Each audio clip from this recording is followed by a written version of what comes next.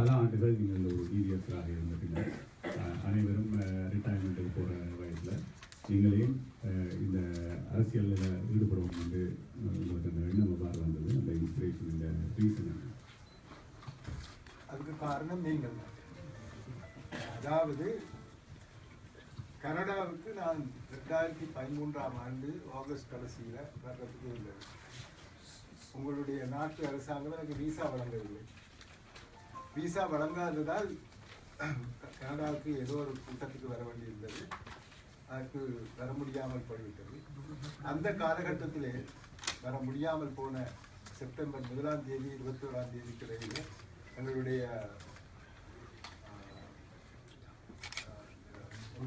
Nomination, தேர்தலுக்குரிய nomination papers கொடுக்க வேண்டியது. பலருடைய நெருக்குதல், வேறு பல காரணங்களை கூறினார்கள். ஆகவே சிலருடைய 6-7 மாதமாக முடியாதுன்னு சொல்லி கொண்டு வந்ததை ஏன்தான் அதை நான் ஏற்றுக்கொண்டு இப்போ யோசிக்கிறேன். என்றாலும் அந்த நெருக்குதல், அதாவது அந்த நெருக்கதலோடு சேர்ந்து எங்களுடைய இனத்துக்கு செய்ய வேண்டிய ஒரு கடப்பாடு இருப்பதாக குறிப்பிடப்பட்டது. அத்துடன் பலர் எனக்கு பல விதத்திலும் உதவிகள் செய்வதாகவும் கூறியிருந்தார்கள். இவற்றையெல்லாம் எடுத்து கடைசியாக நான் அதற்கு என்னுடைய அனுமதியை அல்லது சம்மதத்தை தெரிவித்திருந்தேன். நீங்கள் நினைப்பது போன்று வேறு பெரிய பெரிய காரணங்கள் எல்லாம் என்னுடைய மனதிலே இருக்கவில்லை.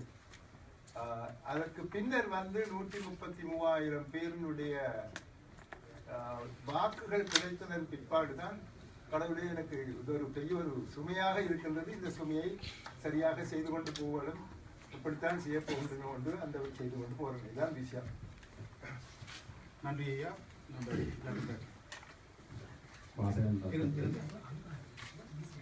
ஏசியன் டெலிவிஷன் நெட்வொர்க் இந்த இரட்டை நகர உடன்படிக்கை என்று சொன்னால் 2 நகரங்களும் கொண்டு கொடுத்து வாங்குவது. ஆனால் தமிழகத்திலிருந்து உங்களால் அப்படி எதுவும் பெரிதாக 2 நகரங்களுக்கும் கொடுக்க முடியுமோ தெரியவில்லை. இருந்த பொழுதும் இந்த உடன்படிக்கைக்காக லோகன் கணவரி போன்றவர்கள் செய்த அந்த முயற்சிக்கு நாங்கள் பாராட்டுதலும் நன்றியும் தெரிவித்துக் கொள்ளும். இந்த உடன்படிக்கைகளிலே புலம்பெயர் தமிழர்கள் நாங்கள் எந்த வகையிலே இங்கே மார்க்கம் நகரசபைக்கோ அல்லது பிறந்த நகரசபைக்கோ அல்லது தங்களுக்கோ வடமாகாண சபைக்கோ உதவ முடியும் என்று எதிர்பார்க்கிறீர்கள்? எங்களால் உதவி செய்ய முடியாது என்று நீங்கள் சொல்றதை நான் ஏற்க மாட்டேன். ஏனென்றால் நீங்கள் இந்த உடன்படிக்கையின் அடிப்படையிலே அங்கு வரும்போது உங்களுக்கு இன்வெஸ்ட்மெண்ட்ஸ், முதலீடு செய்வதற்கு வசதிகள் செய்து தரப்படும். அதுக்கான எத்தனையோ விதமான அடிப்படைகள் அங்கு இருக்கின்றன. ஆகவே நீங்கள் அதனால் உங்களுக்கு பொருளாதார ரீதியாக அல்லது முதலீடு ரீதியாக உங்களுக்கு நன்மைகள் பெற்றுக்கொள்ளலாம். ஆகவே உங்களுக்கு எந்த விதமான நன்மைகளும் இல்லை என்று கூற முடியாது. உங்களிடம் பணம் இருந்தால் கட்டாயம் வந்து முதலீடு செய்யுங்கள், நன்மையை பெறுங்கள். உங்களிடம் இருந்து என்னத்தை எதிர்பார்க்கின்றீர்கள் என்பதிலே ஒரு முக்கியமான எதிர்பார்ப்பு என்னவென்றால், பொருளாதார ரீதியான எதிர்பார்ப்பை தான் நாங்கள் முதலில் கூறுகின்றோம். ஆனால் அதை விட சமூக ரீதியான ஒரு எதிர்பார்ப்பு எங்களுக்கு இருக்கின்றது. உதாரணத்துக்கு இப்போ ஒரு சில பிரச்சனைகள் ஏற்படுகின்றது என்று வைப்போம். எங்களுக்கென்று, அதாவது முல்லைத்தீவு மக்களுக்கென்று ஒரு பக்கபலமாக யாரோ இருக்கின்றார்கள் வெளிநாட்டிலே என்ற அந்த ஒரு உணர்வை அவர்களுக்கு கொடுக்கக்கூடிய ஒரு சந்தர்ப்பத்தை நீங்கள் ஏற்படுத்தி கொடுக்கின்றீர்கள். அது ஒரு பெருமதி மிக்க ஒரு சந்தர்ப்பம் அல்லது ஒரு நிலை. எனவே பல விதங்களிலும் எங்களுடைய புலம்பெயர்ந்த மக்களை எங்களுடைய மக்களோடு இணைத்து இப்பேற்பட்ட இந்த உடன்படிக்கைகளிலே நாங்கள் ஈடுபடுவதற்கு காரணம் வெறுமனே பொருளாதார ரீதியாக எங்களுக்கு நன்மைகள் கிடைக்க வேண்டும் என்பதற்காக மட்டுமல்ல. உலக ரீதியாக தமிழ் மக்கள் அனைவரும் தங்களுடைய வேற்றுமைகளை மறந்து ஏதாவது ஒரு விதத்திலே அவர்களுடைய தாயகத்தோடு தொடர்பு வெற்றி கொள்ள வேண்டும் என்ற அந்த எண்ணம் எங்களுக்கு இருக்கின்றது. இப்பொழுது ஒரு புதிய கலாச்சாரத்தை நாங்கள் உண்டு பண்ணி கொண்டிருக்கின்றோம். உங்களுக்கு தெரியும், எங்களுடைய கடந்த காலத்தை பார்த்தீர்களானால் ஒன்றில் ஜிஜி என்றார்கள், எஸ்ஜேவி என்றார்கள், பிரபாகரன் என்றார்கள், பிரபாகரனுக்கு எதிர் என்றார்கள். இப்படியே நாங்கள் ஒரு எதிர்ப்பு கலாச்சாரத்தில் தான் ஈடுபட்டிருக்கின்றோம்.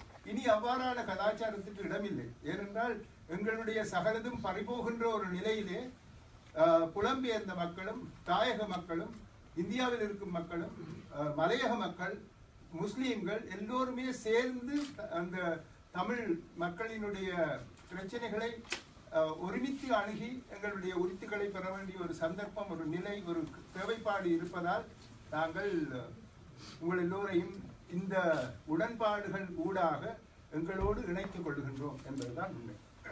நன்றி ஐயா. இலக்கம் 3.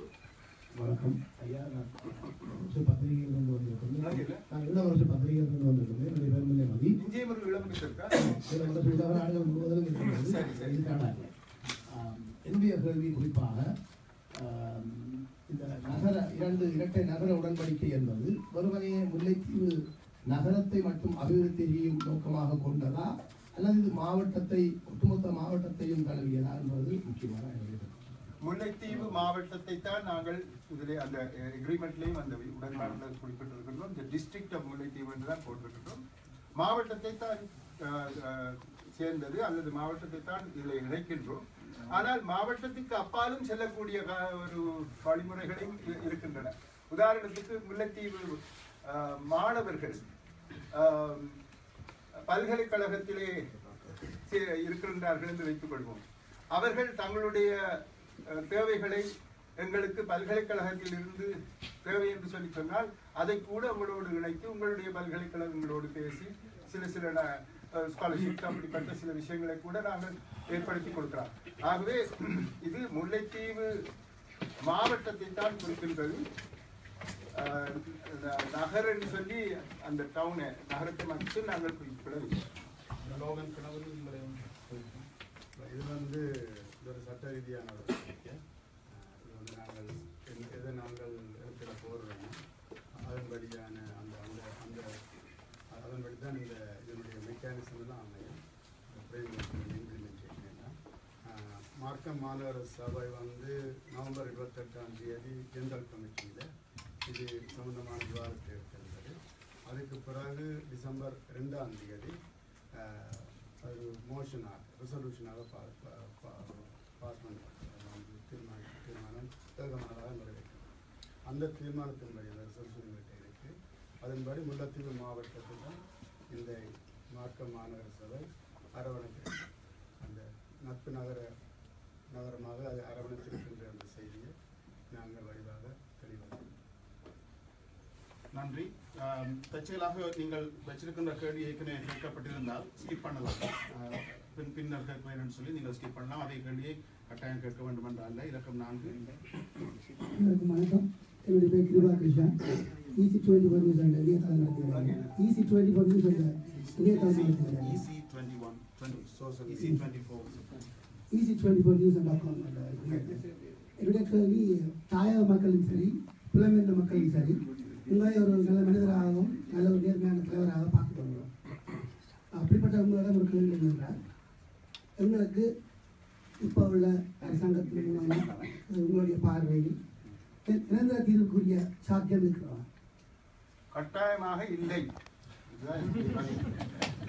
ஏனென்றால் நாங்கள் சில கேள்விகள் சில தேவைப்பாடுகளை எங்களுடைய முன்மொழிவுகளாக கொடுத்து வந்திருக்கிறோம். அந்த முன்மொழிவுகள் வரவும் முதலே அரசாங்கம் சமஷ்டி என்றால் எங்களுக்கு தர முடியாது, இணைப்பு என்றால் தர முடியாது, ஒற்றையாட்சி என்றால் அதை மட்டும்தான் வச்சிருக்கலாம், அதை நாங்கள் மாற்ற முடியாது என்று சொல்லும் போது நாங்கள் கேட்கும் எங்களுக்கு தேவையான எங்கள் மக்கள் எங்களுக்கு தந்த ஆணையின்படி நாங்கள் எதனை கேட்க வேணுமோ அதனை கேட்பதற்கு ஒரு உரித்து இல்லாமல் அடிப்படையிலேயே முதல் கட்டத்திலேயே முடியாது என்று சொல்லும் போது நாங்கள் எவ்வாறு அவர்களிடமிருந்து ஒரு நிரந்தரமான தீர்வை பெறலாம் என்ற கேள்வி எழுகின்றது. இதிலே பல விடயங்கள் இருக்கின்றன. நாங்கள்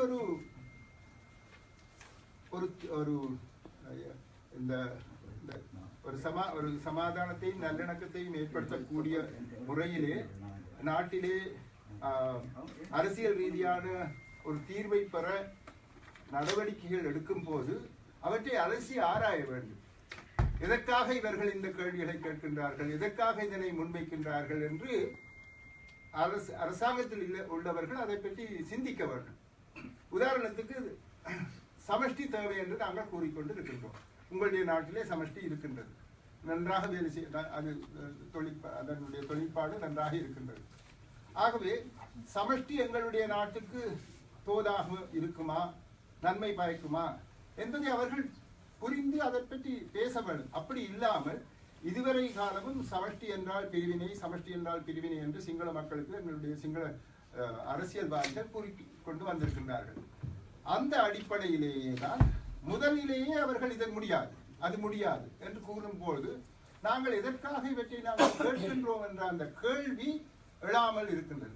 நாங்கள் எதற்காக சமஷ்டியை கேட்கின்றோம்? இதுவரை காலமும் தமிழ் மக்களை பல விதங்களிலும் துன்புறுத்தி, நான் சிறு பையனாக இருக்கும்போது இலங்கை முழுவதும் சென்றிருக்கின்றேன். என்னுடைய தகப்பனார் அரசாங்க சேவையிலே தெற்கில் இருந்து வடக்கு வரை பல இடங்களிலே வேலை செய்திருக்கிறார். நான் ஒரு நீதிபதி என்ற முறையிலே நாடு முழுவதும் இருந்திருக்கின்றேன். அந்த காலகட்டத்திலே எல்லாம், நான் நீதிபதியாக இருக்கும் போது அல்ல, என்னுடைய தகப்பனார் இருந்த காலத்திலே எல்லாம் நாட்டின் சகல இடங்களிலும் தமிழ் மக்கள் வாழ்ந்து வந்தார்கள். பொருளாதார ரீதியாக நல்ல முறையிலே வாழ்ந்தார்கள். உதாரணத்துக்கு நான் எப்பொழுதும் கூறுவது, திசமாராமையில் இருந்த நெல் பயிரிடும் நிலங்களில் கிட்டத்தட்ட அருவாசியை 2 அண்ணன் தம்பிமார், பசுபதியும் அவருடைய தம்பியாருடைய பெயர் மறந்துட்டு, அவர்கள் 2 பேரும் தான் அதற்கு சொந்தக்காரர்களாக இருந்தார்கள். டிராக்டர்கள் வைத்திருந்தார்கள், எத்தனையோ எல்லாம் அவர்களுக்கு எல்லா விதமான வசதிகளும் இருந்தது திசமாராமையில். நானும் என்னுடைய தகப்பனாரும் அங்கு போவதுண்டு 1950களில். ஆகவே எங்கும் எல்லா இடமும் தமிழ் மக்கள் நிறைந்து பறந்து வாழக்கூடிய ஒரு சூழ்நிலையிலே தான் எங்களுடைய வாழ்க்கை 1948ஆம் ஆண்டுக்கு முன்னர் இருந்தது. அது எவ்வாறு மாற்றப்பட்டது?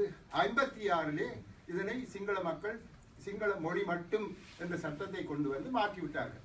அதிலிருந்து ஒவ்வொரு தொடர்ச்சியாக பல நடவடிக்கைகளை எடுத்து வந்திருக்கிறார்கள்.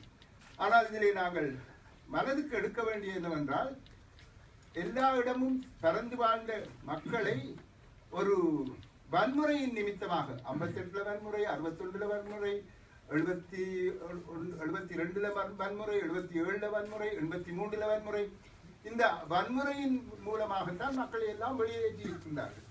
ஆகவே தெற்கிலே இருந்த அத்தனை தமிழ் மக்களையும் கிட்டத்தட்ட விரட்டியாகிவிட்டது. கொழும்பில் இருக்கிறது அது வேற விஷயம். ஆகவே இப்பொழுது என்ன நடக்கின்றது? கிழக்கிலே இருக்கும் இடங்களை பெரும்பான்மையின மக்கள் வந்து அவர்கள் குடியேறுவதற்கு அரசாங்கம் சகல விதங்களிலும் நன்மைகளை செய்து கொண்டிருக்கிறார்கள்.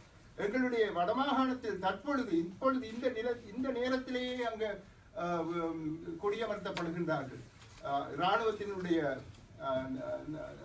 சகாயத்துடன், நன்மையுடன், அவர்களுடைய உதவியுடன்.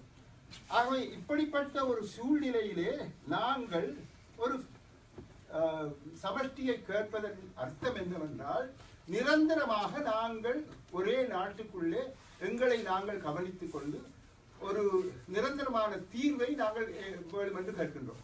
அரசாங்கம் அதுக்கு முடியாது என்று சொல்லும் போது அப்ப நிரந்தர தீர்வுக்கு இடம் இல்லை. உங்களுடைய கேள்வி நிரந்தர தீர்வுக்கு இடம் இருக்கின்றதா என்பது. நிரந்தர தீர்வுக்கு இடம் இல்லை என்று ஆகிவிட்டது. ஆகவே நிரந்தர தீர்வு வேண்டும் என்றால் எங்களுடைய பிரச்சனைகளை அறிந்து கொள்ள வேண்டும் அரசாங்கம். அத்துடன் நாங்கள் தரும் தீர்வு உண்மையிலே அவர்கள் நினைப்பது போன்று ஒரு பிரிவினையை ஏற்படுத்துமா என்பதை பற்றி நாங்கள் யோசித்து பார்க்க வேண்டும். அப்படி பிரிவினை ஏற்பட வேண்டிய அவசியம் இல்லை என்பதற்கு முக்கியமான உதாரணம் கனடா. கியூபெக் இங்குதான் இருக்க வேண்டும் என்று கூறுகின்றார்கள். ஆகவே அவ்வாறான ஒரு சூழ்நிலையிலே ஒரு சமஷ்டி என்ற ஒரு அரசியல் பொறிமுறை நன்மையை தரும் என்று இருக்கும் போது அதை தர முடியாது என்று எடுத்த வாக்கிலேயே கூறும்போது நாங்கள் எவ்வாறு ஒரு நிரந்தரமான தீர்வை எட்டலாம் என்று நானே உங்களிடம் கேட்கின்றேன். நன்றி ஐயா. I also see some youth representation here, which is a very good thing. We are very happy to have you guys here. And if you have any questions in English, feel free. It doesn't have to be in Tamil. Youth representation and English questions are most welcome as well. Does it mean our youth are only conversant in English and not in Tamil? No, they are good in Tamil, but then when it comes to technical terms, technical words, they may have some difficulties. As like us, we have difficulties in finding English words. Number 5. நன்றி ஐயா. நீங்கள் இதுவரை தந்ததற்கு மிக்க மகிழ்ச்சி. என்னுடைய கேள்வி மிகவும் சுருக்கமாக இருக்கும். ஒன்று என்னென்றால், நீங்கள் இருக்கின்ற முதலமைச்சர் பதவியோடு வெளிவிவகார அமைச்சை தோற்றுவித்து உலக நாடுகளுக்கு இடையிலான பல அமைப்புகள், தமிழ் அமைப்புகள் தமிழை வளர்ப்பதற்கும் மொழி சார்ந்ததை முன்னெடுத்துக் கொண்டிருக்கிறார்கள். அவர்களுக்கான அந்த ஒருங்கிணைப்பை நீங்கள் ஏற்படுத்த வேண்டும் என்று இந்த சபை சார்பில் முன்வைக்கின்றேன். அதுபோன்று எங்களுடைய மொழியை மேலும் ஒரு இணைய முன்னின்று அந்த மொழி சார்ந்த இணைப்புகளை உருவாக்க வேண்டும். அதை நீங்கள் செய்ய முடியுமா என்பதை என்னுடைய ஆர்வம். என்றால் வேற்றுமையில் மறந்து நாங்கள் ஒருங்கிணைய வேண்டிய எந்த கட்டாய தேவை, அதற்காக இந்த கேள்வியை கொடுக்கிறேன். நீங்கள் கூறுவதை நான் ஏற்றுக்கொள்கின்றேன். ஆனால் பலவிதமான தடங்கல்கள் இருக்கின்றன. இப்பொழுதே தெற்கிலே அவர்கள் கேட்கின்றார்கள், என்ன இந்த வடமாகாண முதலமைச்சருக்கு மாத்திரம் எல்லாம் பேசுவதற்கு இடமளிக்கின்றீர்கள், மத்திய அரசாங்கம் பேச வேண்டிய விடயங்களை எல்லாம் இவர் பேசுகின்றார், அவருக்கு என்ன உரித்திருக்கின்றது என்றெல்லாம் அவர்கள் கேட்டுக்கொண்டிருக்கின்றார்கள். ஆகவே இதிலே நீங்கள் 13வது திருத்தச் சட்டத்துக்கு செல்ல வேண்டும். அங்கு பலவிதமான குறைபாடுகள் இருக்கின்றன. எங்களை கையமர்த்தும் விதமாக பல ஷரத்துக்கள் அங்கு இருக்கின்றன. அதைவிட மத்திய அரசாங்கம் நாங்கள் எடுக்கும் நடவடிக்கைகள் சம்பந்தமாக இந்த நேரமும் ஒரு சந்தேக கண் கொண்டு பார்த்து கொண்டிருக்கின்றன. ஆகவே இவற்றையெல்லாம் கடந்துதான் நீங்கள் சொல்லும் விடயங்களை நாங்கள் செய்து கொள்ள முடியுமாக இருக்கின்றது. தமிழை பொறுத்தவரையிலே, தமிழ் மொழியை பொறுத்தவரையிலே, தமிழ் மக்களை பொறுத்தவரையிலே உங்களை எல்லோரையும் இணைத்து நாங்கள் முன் செல்ல வேண்டிய ஒரு எண்ணத்திலே இருக்கின்றோம். அந்த கருத்தில், அந்த கொள்கையிலே நாங்கள் இருக்கின்றோம். அதுதான் செய்து வருகின்றோம். ஆனால் இதற்கு மேலதிகமாக நாங்கள் எதேனும் செய்ய போனால் அதே ஒரு காரணமாக வைத்து எங்களுக்கு எதிராக நடவடிக்கைகள் எடுக்கப்படலாம் அரசாங்கத்தால் என்பதை உங்களுக்கு நான் கூறியிருக்கின்றேன். ஆனால் நீங்கள் சொல்வது போன்று இன்றைய காலகட்டத்திலே தமிழ் மக்களை, புலம்பெயர்ந்த மக்களை, எங்கெங்கும் உலகத்திலே பரவி விரவி இருக்கும் அந்த அத்தனை பேர்களையும் தமிழர்கள் என்ற முறையிலே, தமிழ் மொழி பேசுபவர்கள் என்ற முறையிலே, தமிழ் மொழியை வளர்க்க வேண்டும் என்ற முறையிலே அவர்கள் எல்லோருடனும் ஒரு தொடர்பை வைத்திருந்து அவர்களை சேர்த்து இணைத்து செல்வது காலத்தின் கட்டாயம் என்பது என்னுடைய கொள்கையும் தான்.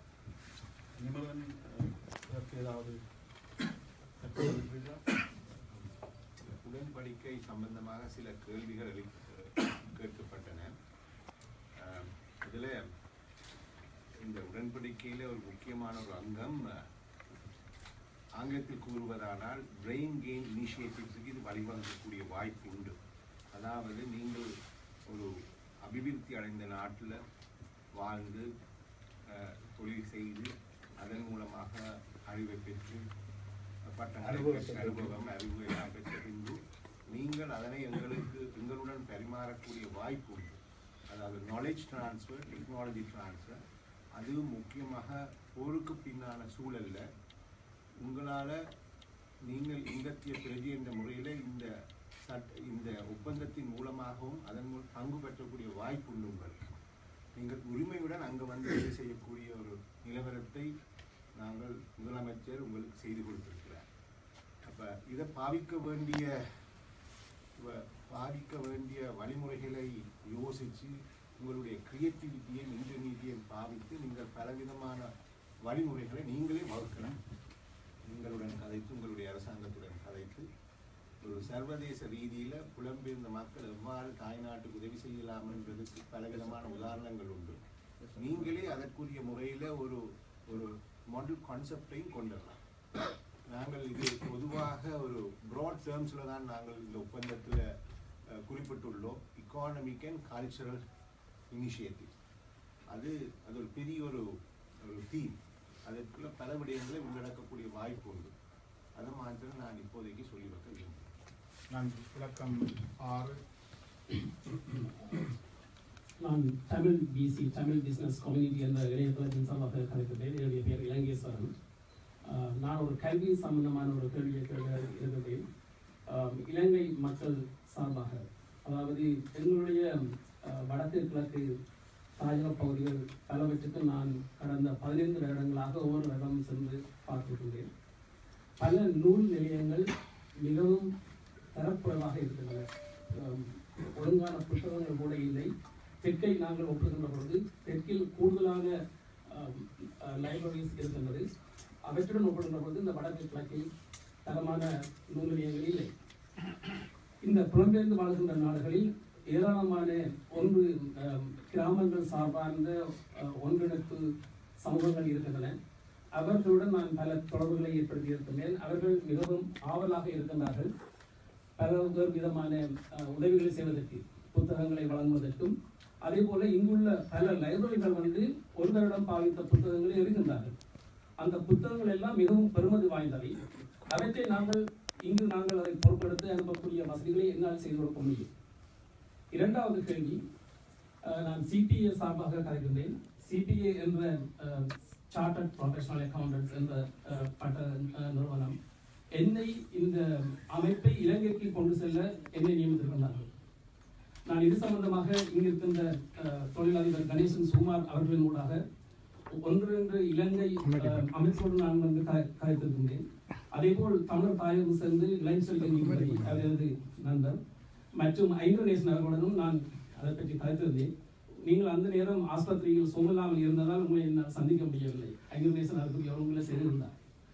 இந்த சிபிஏ என்ற அமைப்பை நாங்கள் இலங்கைக்கு கொண்டு செல்ல வேண்டுமாக இருந்தால் எனக்கு உங்களுடைய அமைப்பின் அமைச்சரின் சார்பாக ஒரு சில உதவிகள் தேவை. அவற்றை உங்களால் செய்ய முடியுமா என்பதுதான்.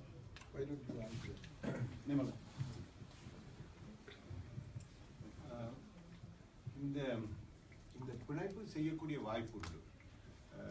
அதை நாங்கள் கட்டாயமாக முதலமைச்சர் இதற்குரிய அவருடைய அலுவலகம் மற்றும் கல்வி அமைச்சருடன் சேர்ந்து இதை நடைமுறைப்படுத்தக்கூடிய வாய்ப்பு உண்டு.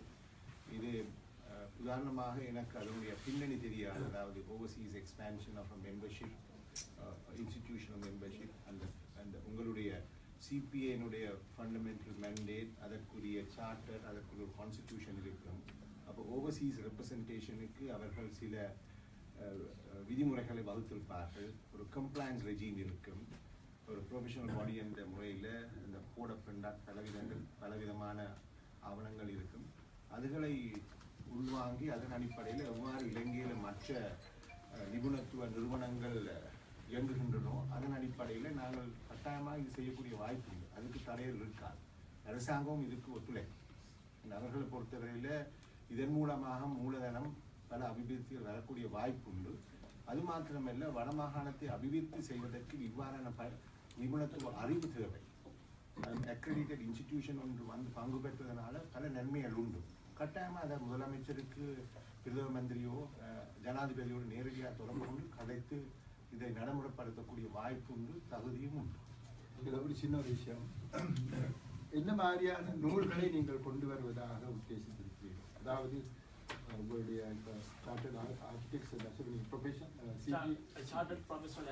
அக்கௌண்டன்ட் ஆகவே அந்த தொழில் ரீதியான நூல்களா அல்லது எவ்வாறான நூல்களை நீங்கள் கொண்டு வருவதாக உங்களுடைய எண்ணம் என்ன? அதாவது என்னுடைய எண்ணம் என்னென்றால் சிறிய பிள்ளைகள் அவர்களை நான் கூடுதலாக மிகவும் அவதானித்து வருகின்றேன். அந்த பிள்ளைகளுக்கு ஆங்கிலம் நாங்கள் கற்றுக்கொள்வதில் எந்த ஒரு தப்பும் இல்லை. தமிழ் தான் எங்களுடைய தாய்மொழி, அதில் எந்த ஒரு மாற்று கருத்தும் இல்லை. ஆனால் ஆங்கிலமும் இன்றைய காலகட்டத்தில் எல்லா மக்களும் கட்டாயம் கற்க வேண்டிய சந்தர்ப்பத்தில் நாங்கள் வாழ்கின்றோம். ஆகவே குழந்தை பிள்ளைகளுக்கு உரிய சிறிய சிறிய ஆங்கில புத்தகங்கள் அங்கு நான் எல்லா லைப்ரரிக்கும் சென்ற வகையில் ஒரு இடத்திலும் இல்லை, நான் என் கண்ணாலே கண்டேன்.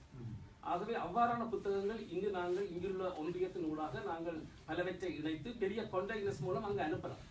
அவ்வாறான ஒரு இணைப்பு பாலத்தை உருவாக்கினால் அங்குள்ள லைப்ரரியில் நாங்கள் தெற்கில் உள்ள அந்த வசதிக்கு ஏற்ற மாதிரி உள்ள லைப்ரரி அதுக்கு தராது நாங்கள் கொண்டு வர முடியும். அதுபோல எங்களோட மக்களும் பல வகையிலும் நன்மை அடைவார்கள். குறிப்பாக சிறுவர்கள் ஆங்கிலத்தை கற்கக்கூடிய சந்தர்ப்பத்தை நாங்கள் வழங்கலாம். இப்பொழுது ஆங்கிலம் அந்த சிடியின் மூலமாக இப்போ படிப்பிக்கிறோம். இப்போ இந்த 5ஆம் 6ஆம் 7ஆம் வருஷத்துல எல்லாம் நாங்கள் அந்த சில பாடசாலைகளை திறக்க போகும்போது எல்லாம் சொல்லியிருக்காங்க.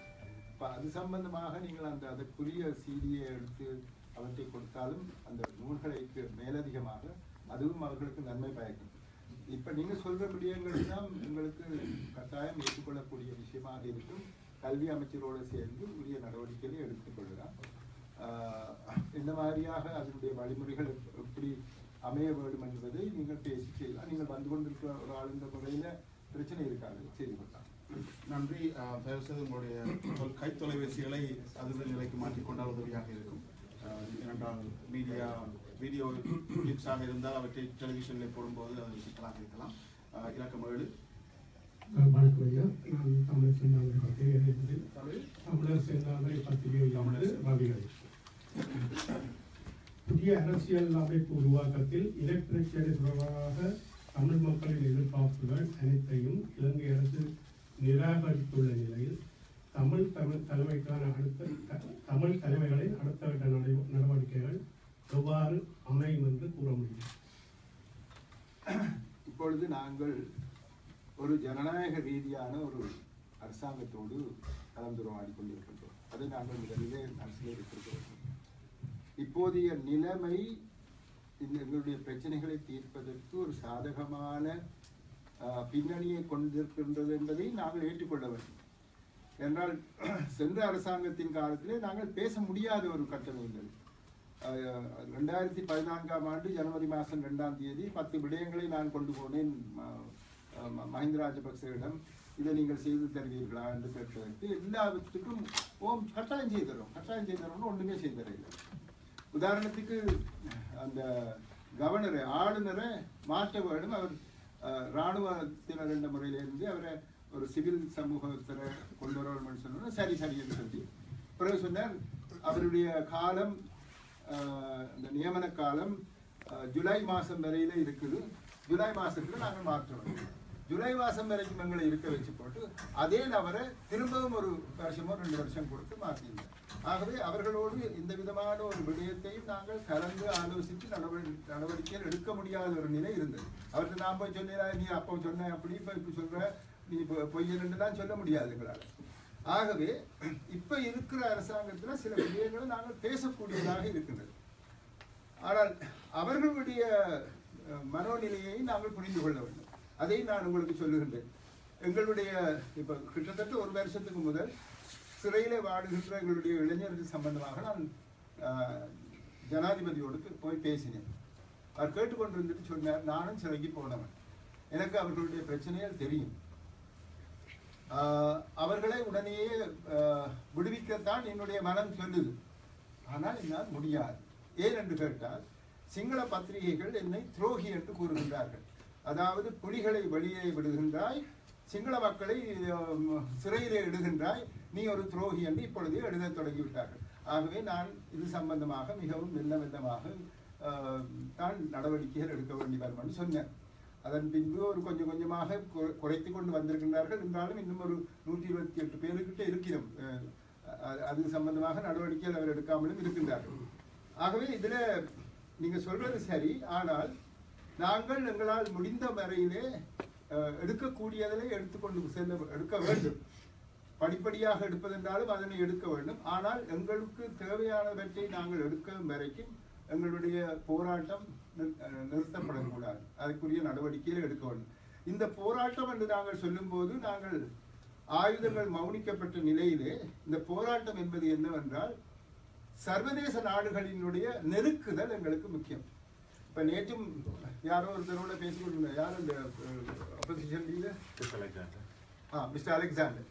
அவர் கூட நீங்கள் நெருக்குதல் எவ்வளவுக்கு கொடுக்குறீங்களோ அந்த அளவுக்கு தான் உங்களுடைய அரசாங்கம் சில நன்மைகளை பெற்றுத்தரக்கூடும் என்ற கருத்தை அவர் கூட கூறுகின்றார்.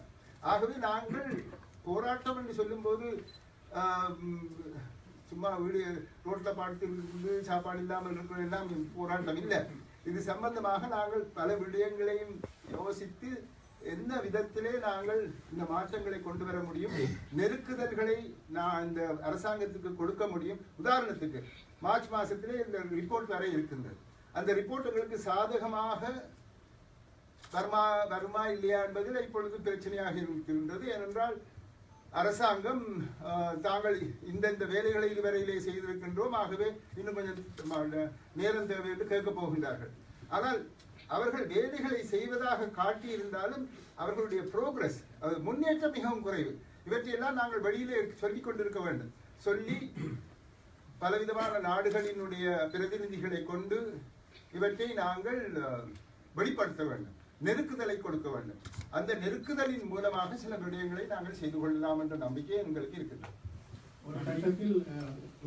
ஒரு கட்டத்தில் எம்பிமாரும் வடமாட சபை உறுப்பினர்கள் 2 மில்லியன் ஒரு கட்டத்தில் எல்லாருமே பதவிகளை துறந்தார். கவலைப்பா அமையாத உலக நாடுகளுக்கு பதவிகளை திறக்கிறதுல ஒரு விதமான பிரச்சனையும் இல்லை. ஆனால் நீங்கள் ஒன்றை யோசிச்சு வைத்திருப்போம். திரு எஸ்டிபி செல்வநாயகம் அவர்கள் பதவியை திறந்தது 72ல், எலெக்ஷன் வச்சது 75ல். அதுக்கு இடையில அவர்கள் அரசாங்கம் செய்யக்கூடிய எல்லாவற்றையும் அவருக்கு எதிராக செய்து அப்படி இருந்து கூட அவர் தேர்தலில் வெற்றி அடைஞ்சதுன்றது அது வேற விஷயம். ஆகவே நாங்கள் எங்களுடைய பதவிகளுக்காக வேண்டி அங்கே ஒட்டி கொண்டிருக்க வேண்டிய அவசியம் இல்லை. ஆனால் இது ஒரு முறையான ஒரு பொறிமுறையா என்பதை பற்றி நீங்கள் ஒரு யோசித்து பார்க்க வேண்டும். சில நேரத்தில் எங்களை வெளியிலே அனுப்ப வேண்டும் என்றதுக்காக வேண்டி அனுப்பி போட்டு தாங்கள் நினைச்சதை செய்து அது அவதான விட்டுட்டு போச்சுன்னா, ஆகவே நாங்கள் இப்போ யூனிட்டரி கான்ஸ்டியூஷன் இப்படித்தான் இது இப்படி செய்யப்படும் சொல்லி போட்டு பாஸ் பண்ணியிருக்கோம். 72லேயும் இந்த பிரச்சனை இருந்தது.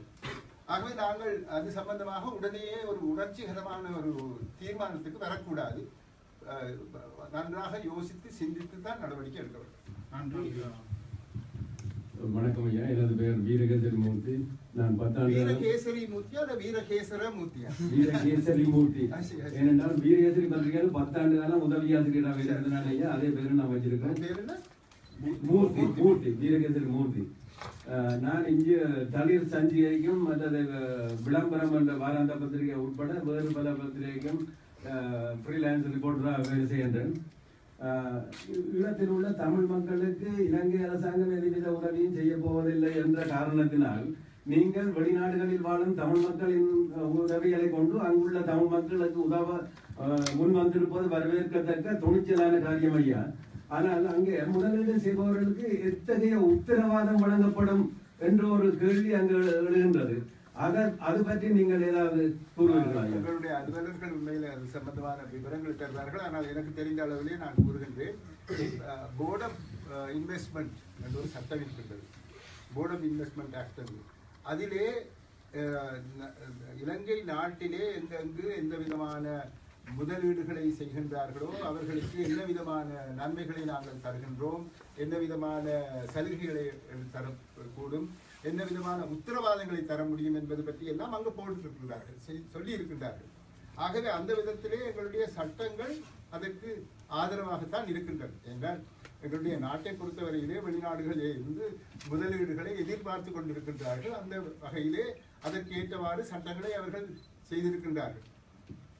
இப்போ எங்களை பொறுத்தவரையிலே இந்த முதலீடுகளை நேரடியாக எங்களிடம் நாங்களே பெற்று அதை செய்யக்கூடிய ஒரு வழிமுறையை செயல்முறையை ஏற்படுத்த பார்த்து நடவடிக்கைகள் எடுத்துக்கொண்டிருக்கின்றோம். இதுவரையிலே நாங்கள் அதிலே தோல்வி அடைந்திருக்கின்றோம். உண்மையிலே இங்கு வருவதற்கு முன்னர் என்னுடைய நண்பர் எப்படியாவது இதை முடித்தாங்க சொல்லி தர வேண்டும் என்று சொல்லி கேட்டு கூட எங்களால் முதலமைச்சருடைய நிதியத்தை இன்னமும் நாங்கள் பெற்றுக்கொள்ளவில்லை. இப்போ முதலமைச்சர் நிதியம் என்பது 4 மாகாணங்களிலே இருக்கின்றது. Uva, Sabaragamuwa, north western province, வட மேல் மாகாணம், முன்னர் வடகிழக்கு மாகாணம் ஒருங்கிணைந்த போது அங்கும் இருந்தது. ஆகவே அதனை வடமாகாணம் கேட்பதிலே ஒரு விதமான பிழையும் இல்லை. ஆனால் முன்னர் இருந்த ஆளுநர் அதற்கு முடியாதுன்னு சொல்லிவிட்டார்.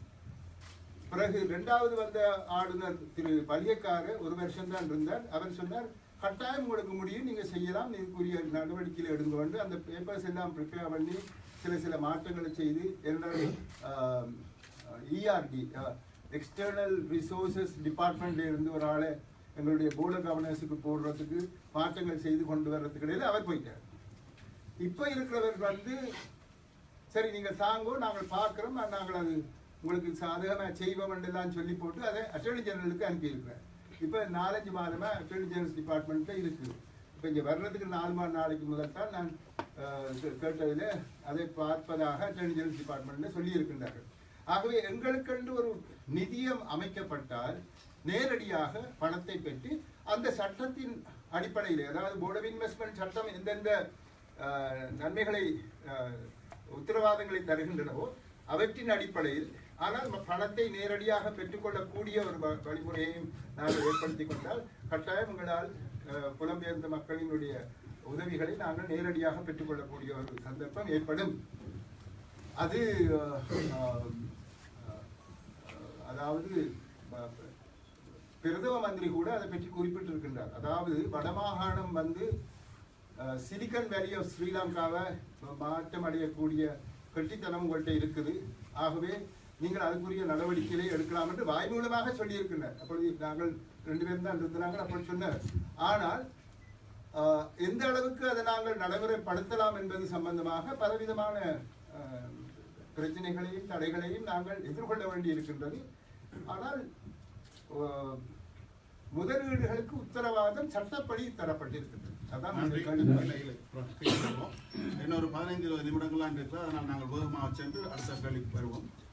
9வது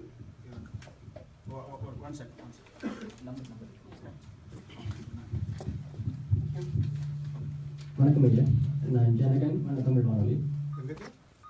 வண்ணத்தமிழ் வானொலி ஜனகன். வண்ணத்தமிழ் வானொலி ஜனகன். வணக்கம் ஐயா, எல்லாருக்கும் வணக்கம். இரட்டை நகர உடன்படிக்கையில் வந்து யாழ்ப்பாணம், முல்லைத்தீவு, வவுனியா மாவட்டம் இணைக்கப்பட்டிருக்கிறது. மட்டக்களப்பு மாவட்டம் இணைக்கப்பட்டுள்ளதாக ஒரு தகவல் அறிந்தேன். கிளிநொச்சி மாவட்டம் இதற்காக முன்னிலைப்படுத்தப்படவில்லை. இதற்கு ஏதாவது உள்கட்சியை பிரச்சனை இருக்கின்றதா? இல்லை, நீங்கள் செய்ய வேண்டும் உடன்பாடு செய்யறதுக்கு நீங்கள் வந்தீங்கன்னா முன்பு இருந்தீங்கன்னா செய்கிறோம். அதாவது வடமாகாணத்தில் யாழ்ப்பாணத்தை தான் சேவை என்று கிங்ஸ்டன் குறிப்பிட்டார்கள். ஆகவே யாழ்ப்பாணம் மார்க்கம் வந்து யாழ்ப்பாணம் என்று சொல்லும் போது நாங்கள் சொன்னோம் யாழ்ப்பாணத்துக்கு ஏற்கனவே நடைபெற்றிருக்கின்றது என்று. ஆனால் வடமாகாணத்திலே அதிகம் போரினால் பாதிக்கப்பட்டது முல்லைத்தீவு என்ற முறையிலே நாங்கள் முல்லைத்தீவை அவர்களுக்கு கூறும்போது அவர்கள் அதை ஏற்றுக்கொண்டார்கள். லோகன் அவர்கள் எல்லோரும் அதை ஏற்றுக்கொண்டார்கள். அடுத்தது வந்து இந்த அந்த இடத்துல பேர் என்ன, பிராம்டன். அவர்கள் வந்து அடுத்தது எதை நீங்கள் குறிப்பிடுவீர்கள் என்று கேட்டதற்கு வவுனியாவை நாங்கள் குறிப்பிட்டோம். ஏனென்றால் வவுனியாவிலே இருமொழி சார்ந்தவர்களும் இருக்கின்றார்கள். பலவிதமான நடவடிக்கைகளை நாங்கள் தமிழர் சார்பாக மிகவும் விரைவாக எடுக்க வேண்டிய ஒரு காலகட்டம் இருக்கின்றது. அந்த அங்கு உள்ள மக்கள் பாதிப்படைந்திருக்கின்ற காரணத்தினால் அவர்களுக்கு ஒரு நன்மைகளை புரிந்தால் அவர்கள் அந்த இடங்களை விட்டு செல்லாமல் அங்கு அவர்களை பாதுகாத்து வைத்திருக்க முடியும் என்ற எண்ணத்திலே நாங்கள் வவுனியாவை 2வதாக தேர்ந்தெடுத்தோம். கட்டாயம் அடுத்து மன்னார், கிளிநொச்சி ரெண்டையுமே நாங்கள் செய்ய வேண்டிய அவசியம் இருக்கின்றது, செய்வோம். சில விடயங்களில் மன்னாருக்கு வேறு விதமாக பார்ப்பதானால் மன்னாருக்கு திரு ரிஷாட் பதுல்தீன் வேறு வழிகளிலே பல நன்மைகளை முஸ்லிம் மக்களுக்கு செய்து கொண்டுதான் இருக்கின்றார். கிளிநொச்சிக்கும் சில நன்மைகள் கிடைத்து கொண்டிருக்கின்றபடியால் தான் அவர்கள் கொஞ்சம் தாமதமாகி கொண்டிருக்கின்றதே ஒழிய வேற அவர்களோடு எங்களுக்கு எந்த விதமான மனஸ்தாபமோ வேற எந்த பிரச்சனையும் இல்லை. இல்லை அதை பாட்டோம். அடுத்த கேள்வி, அடுத்த இலக்கம் நேரம் போயிட்டு ஒரு கேள்வி. தமிழன் வழிகாட்டி ஒரு வர்த்தக கைநூல், அதை விட தமிழ்ஸ்கை.com என்ற ஒரு இணையதளம் இருக்கிறது. என்னுடைய பேர் செந்தி செல்லையா. என்னுடைய கேள்வி, சங்கிலி தோப்புல பார்த்தீங்கன்னு சொன்னால் அது ஒரு லோரி செட்டு கணிக்கிற மாதிரி இருக்குது. சங்கிலி தோப்பு அதுக்கு அங்கால பார்த்தீங்கன்னா சங்கிலி என்ற மந்திரி மேலே வந்து அதில் சுவரில் நாங்கள் கண்ணீர் அஞ்சலி ஓட்டுறோம். இந்தியாவில் பார்த்தீங்கன்னு சொன்னால் யமுனா ஏரி, அது ஒரு பழமையாக வாய்ந்த ஒரு இது. அதில் ஆடு புல்லு மேயுது. அந்த யமுனா ஏரியிலே வந்து தண்ணி பக்கத்து வீட்டுக்கு பைப்பில் அந்த வாட்டர் சப்ளை நடக்குது. இந்தியாவில் வந்தீங்கன்னு சொன்னால் சங்கிலி இண்டஸ்ட்ரியில் அதில் ஓட்டோ ஸ்டாண்ட் நிற்குது. அதுக்கு பக்கத்தில் போனீங்கன்னு சொன்னால் கிட்டு பூங்காவில் இனி புல்லு பத்த வளர்க்குறதுக்கு இடம் இல்லை. மற்றது தலைவருடைய வீடு கடந்த 30 ஆண்டுகளாக வரலாற்றை ஈழத்தமிழருடைய வரலாற்றை எழுதின மாவீரர்கள் 20 மேற்பட்ட மாவீரர் துயிலும் இல்லங்களுக்கு என்ன நடக்குதுன்னு உங்களுக்கு தெரியும். இந்த வரலாற்று விழுமியங்களை எதிர்கால சந்ததிகள் பார்க்க எங்களை பெருமிக்க உங்களுடைய ஏதாவது திட்டம், அவர்களை பாதுகாக்க உங்களுடைய ஏதாவது திட்டம் இருக்கா? அது உரிய நடவடிக்கைகள் எடுக்கப்பட்டு வருகின்றன. எப்படி என்றால், யாழ்ப்பாணத்தை ஸ்ட்ராட்டஜிக் சிட்டி என்ற முறையிலே world bank, Asian development bank, world bank, உலக வங்கி அது சம்பந்தமான நடவடிக்கைகள் எடுத்து வருகின்றார்கள். ஆகவே இது சம்பந்தமாக நாங்கள் அவர்களுடன் நேரடியாக பேசியிருந்தோம். என்றால் இதுவரை காலமும் அது சம்பந்தமான நடவடிக்கைகள் எடுக்க முடியாமல் இருந்ததற்கு காரணம், எங்களுடைய தொல்பொருள் ஆராய்ச்சி திணைக்களம் எந்த விதத்திலும் எங்களுக்கு நன்மைகளை உதவிகளை செய்வதாக இல்லை. எல்லாவற்றுக்கும் அவர்கள் வந்து கட்டாயம் செய்வோம், அது செய்வோம், இது செய்வோம், ஒன்றும் செய்கிறதில்லை. ஆகவே நாங்கள் இது சம்பந்தமாக இந்த ஸ்ட்ராட்டஜிக் சிட்டி $55,000 ஏதோ ஒரு அமௌண்ட் அவர்கள் அந்த வேலையை செய்து கொண்டிருக்கிறார்கள். அதிலே இதுவும் ஒரு அங்கம். ஆகவே நாங்கள் அது சம்பந்தமாக நடவடிக்கைகளை எடுக்கின்றோம். அதுக்குரிய பிளான்ஸ் இருக்குது, அது எல்லாம் கூறியிருக்கின்றார்கள். வெகு விரைவிலே அது சென்ற ஜூலை மாதம் தொடங்க வேண்டியது இன்னும் ஏதோ ஒரு காரணத்தினால் கொஞ்சம் தாமதமாக இருக்கின்றது. அநேகமாக இந்த வருட தொடக்கத்திலே அந்த வேலை தொடங்கும். கட்டாயம் நாங்கள் அதை பற்றி நாங்கள் சிந்தித்து அதை பற்றி பேசிக்கொண்டிருக்கின்றோம். இந்த ஸ்ட்ராட்டஜிக் சிட்டி வந்த பிற்பாடு அந்த கொரியாவில் இருந்து வந்த அவர்களுடைய அந்த நிபுணர்களோடு சம்பந்தமாக பேசி நடவடிக்கைகள் எடுத்துக்கொண்டுதான் இருக்கின்றோம். நன்றி. அடுத்த இலக்கத்துக்கு செல்லும் முன்னர் நான் நினைக்கிறேன் நீங்களோட பிள்ளைகளுக்காக யுத்துக்கு ஒரு கொஸ்டின் கொடுப்போம். அவர் கேட்ட பின்னர் 10வது இலக்கத்துக்கு செல்லும். வணக்கம் ஐயா, என் பேர் கஜன் தயாநிதி. நான் வந்து யாழ்ப்பாண தினகரனுக்கு மற்றது நிமிர்வுன்ற சந்தியை உங்களோட தெரியும்.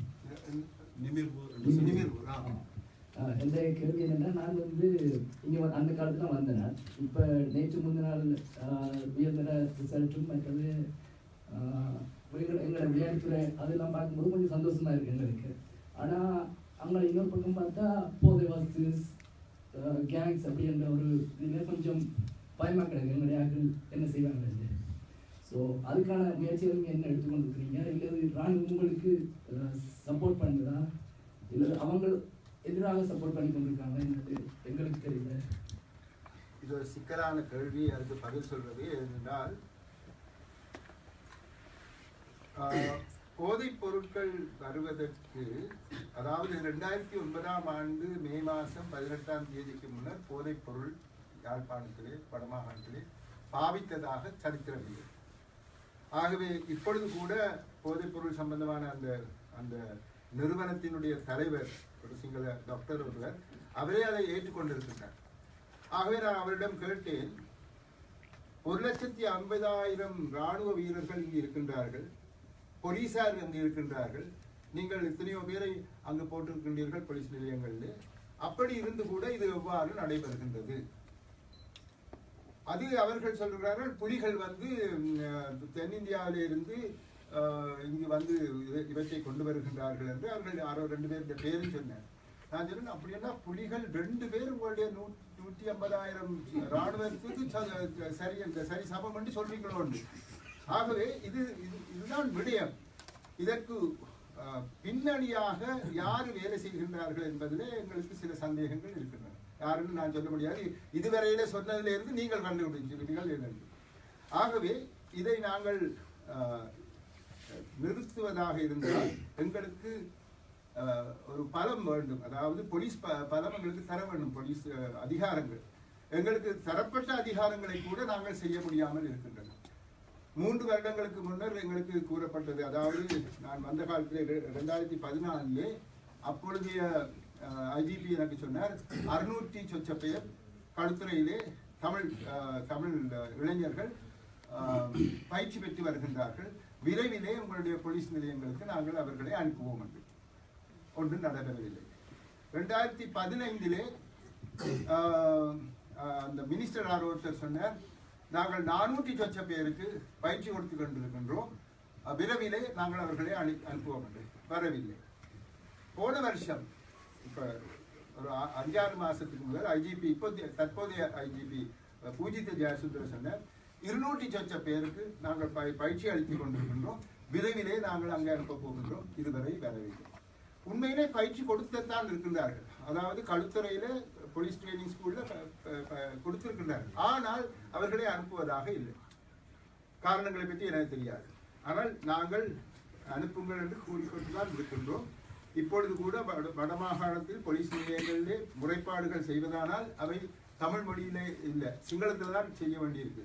அதை அவர்கள் மொழிபெயர்த்து பக்கத்திலே இந்த பேஜை இப்படி இது பண்ணி போட்டு இந்த பக்கத்தில் சிங்களத்தில் இந்த பக்கத்தில் தமிழ். இதில் என்ன பிரச்சனை என்றால் சிங்களத்தில் நீங்கள் பிழையா எடுத்தால் மொழிபெயர்ப்பும் பிழையாகத்தான் இருக்கும். ஆகவே பிறகு அந்த பிழையானதை வச்சு கொண்டுதான் நாங்கள் கோர்ட்ஸில் கேள்வியை கேட்க நீ இப்படி முந்தி சொன்னிதானே, இல்லை நான் அப்படி சொல்லல, இங்கே போட்டிருக்குது. அப்போ இதில் இருந்து அந்த வழக்கில் என்ன நடக்கும்னு உங்களுக்கு தெரியும். அப்படி இப்பேற்பட்ட பிரச்சனைகளை நாங்கள் எதிர்நோக்கி கொண்டு இருக்கின்றோம். முடிவான வரை நாங்கள் இப்பொழுது ஐஜிபியோட எங்களுடைய உறவு நல்லா இருக்குது. டிஐஜி சீனியர் டிஐஜியோட எங்களுடைய உறவு நல்லா இருக்குது. ஆகவே நாங்கள் எத்தி கித்தி இது இருக்கா பாருங்கோ அதை பாருங்கோ அந்த இதை பற்றி நடவடிக்கை எடுங்கோன்னு சொல்லி கொண்டு இருக்கிறோமே ஒழிய அதிகாரம் மூலமாக எங்களால் செய்யக்கூடிய நிலைமை இல்லை. ஏனென்றால் அந்த அதிகாரம் எங்களுக்கு தரப்படவில்லை. இது வருங்காலத்தில் இப்பொழுது பெறப்படும் அரசியல் ரீதியான நன்மைகள் பெறக்கூடிய ஒரு வசதிகள் இருந்தால் எங்களுக்கு இது சம்பந்தமாக கூடிய நடவடிக்கைகள் எடுக்கலாம் என்ற நம்பிக்கை எங்களுக்கு இருக்கின்றது. ஆனால் இந்த என்னது ஆவா கோஷ்டி தான் இப்போ அந்த கோஷ்டி சம்பந்தமாக நாங்கள் சொல்லி இப்போ அவர்களுடைய பேரை பிடித்திருக்கின்றார்கள். அப்படி சில குற்றங்களை இழைக்கும் சில பேர்களை போலீசார் அடையாளப்படுத்தி நடவடிக்கை எடுக்க வேண்டிய ஒரு நிர்பந்தத்தை தற்போதைய ஐஜிபி செய்து கொண்டு வருகின்றார் என்பது எங்களுக்கு தெரியும். நன்றி. இலக்கம் 10க்கு செல்வோம். லோகன் கணபதி ஒரு சின்ன சுருக்கமாக ஒரு கருத்து சொன்னால் அது நல்ல விஷயம் தான். ஏனென்றால் இங்கே ப்ரொவின்சியல் கவர்மெண்ட் கிட்ட பாதுகாப்பு பொறுப்பு இருக்குது, பாதுகாப்புக்கான சிட்டிகிட்ட. அங்கே அப்படியா இல்லை, அங்கே சென்ட்ரல் கவர்மெண்ட் அதை வைத்திருப்பேன் சொல்லிக்கொண்டு இலக்கம் 10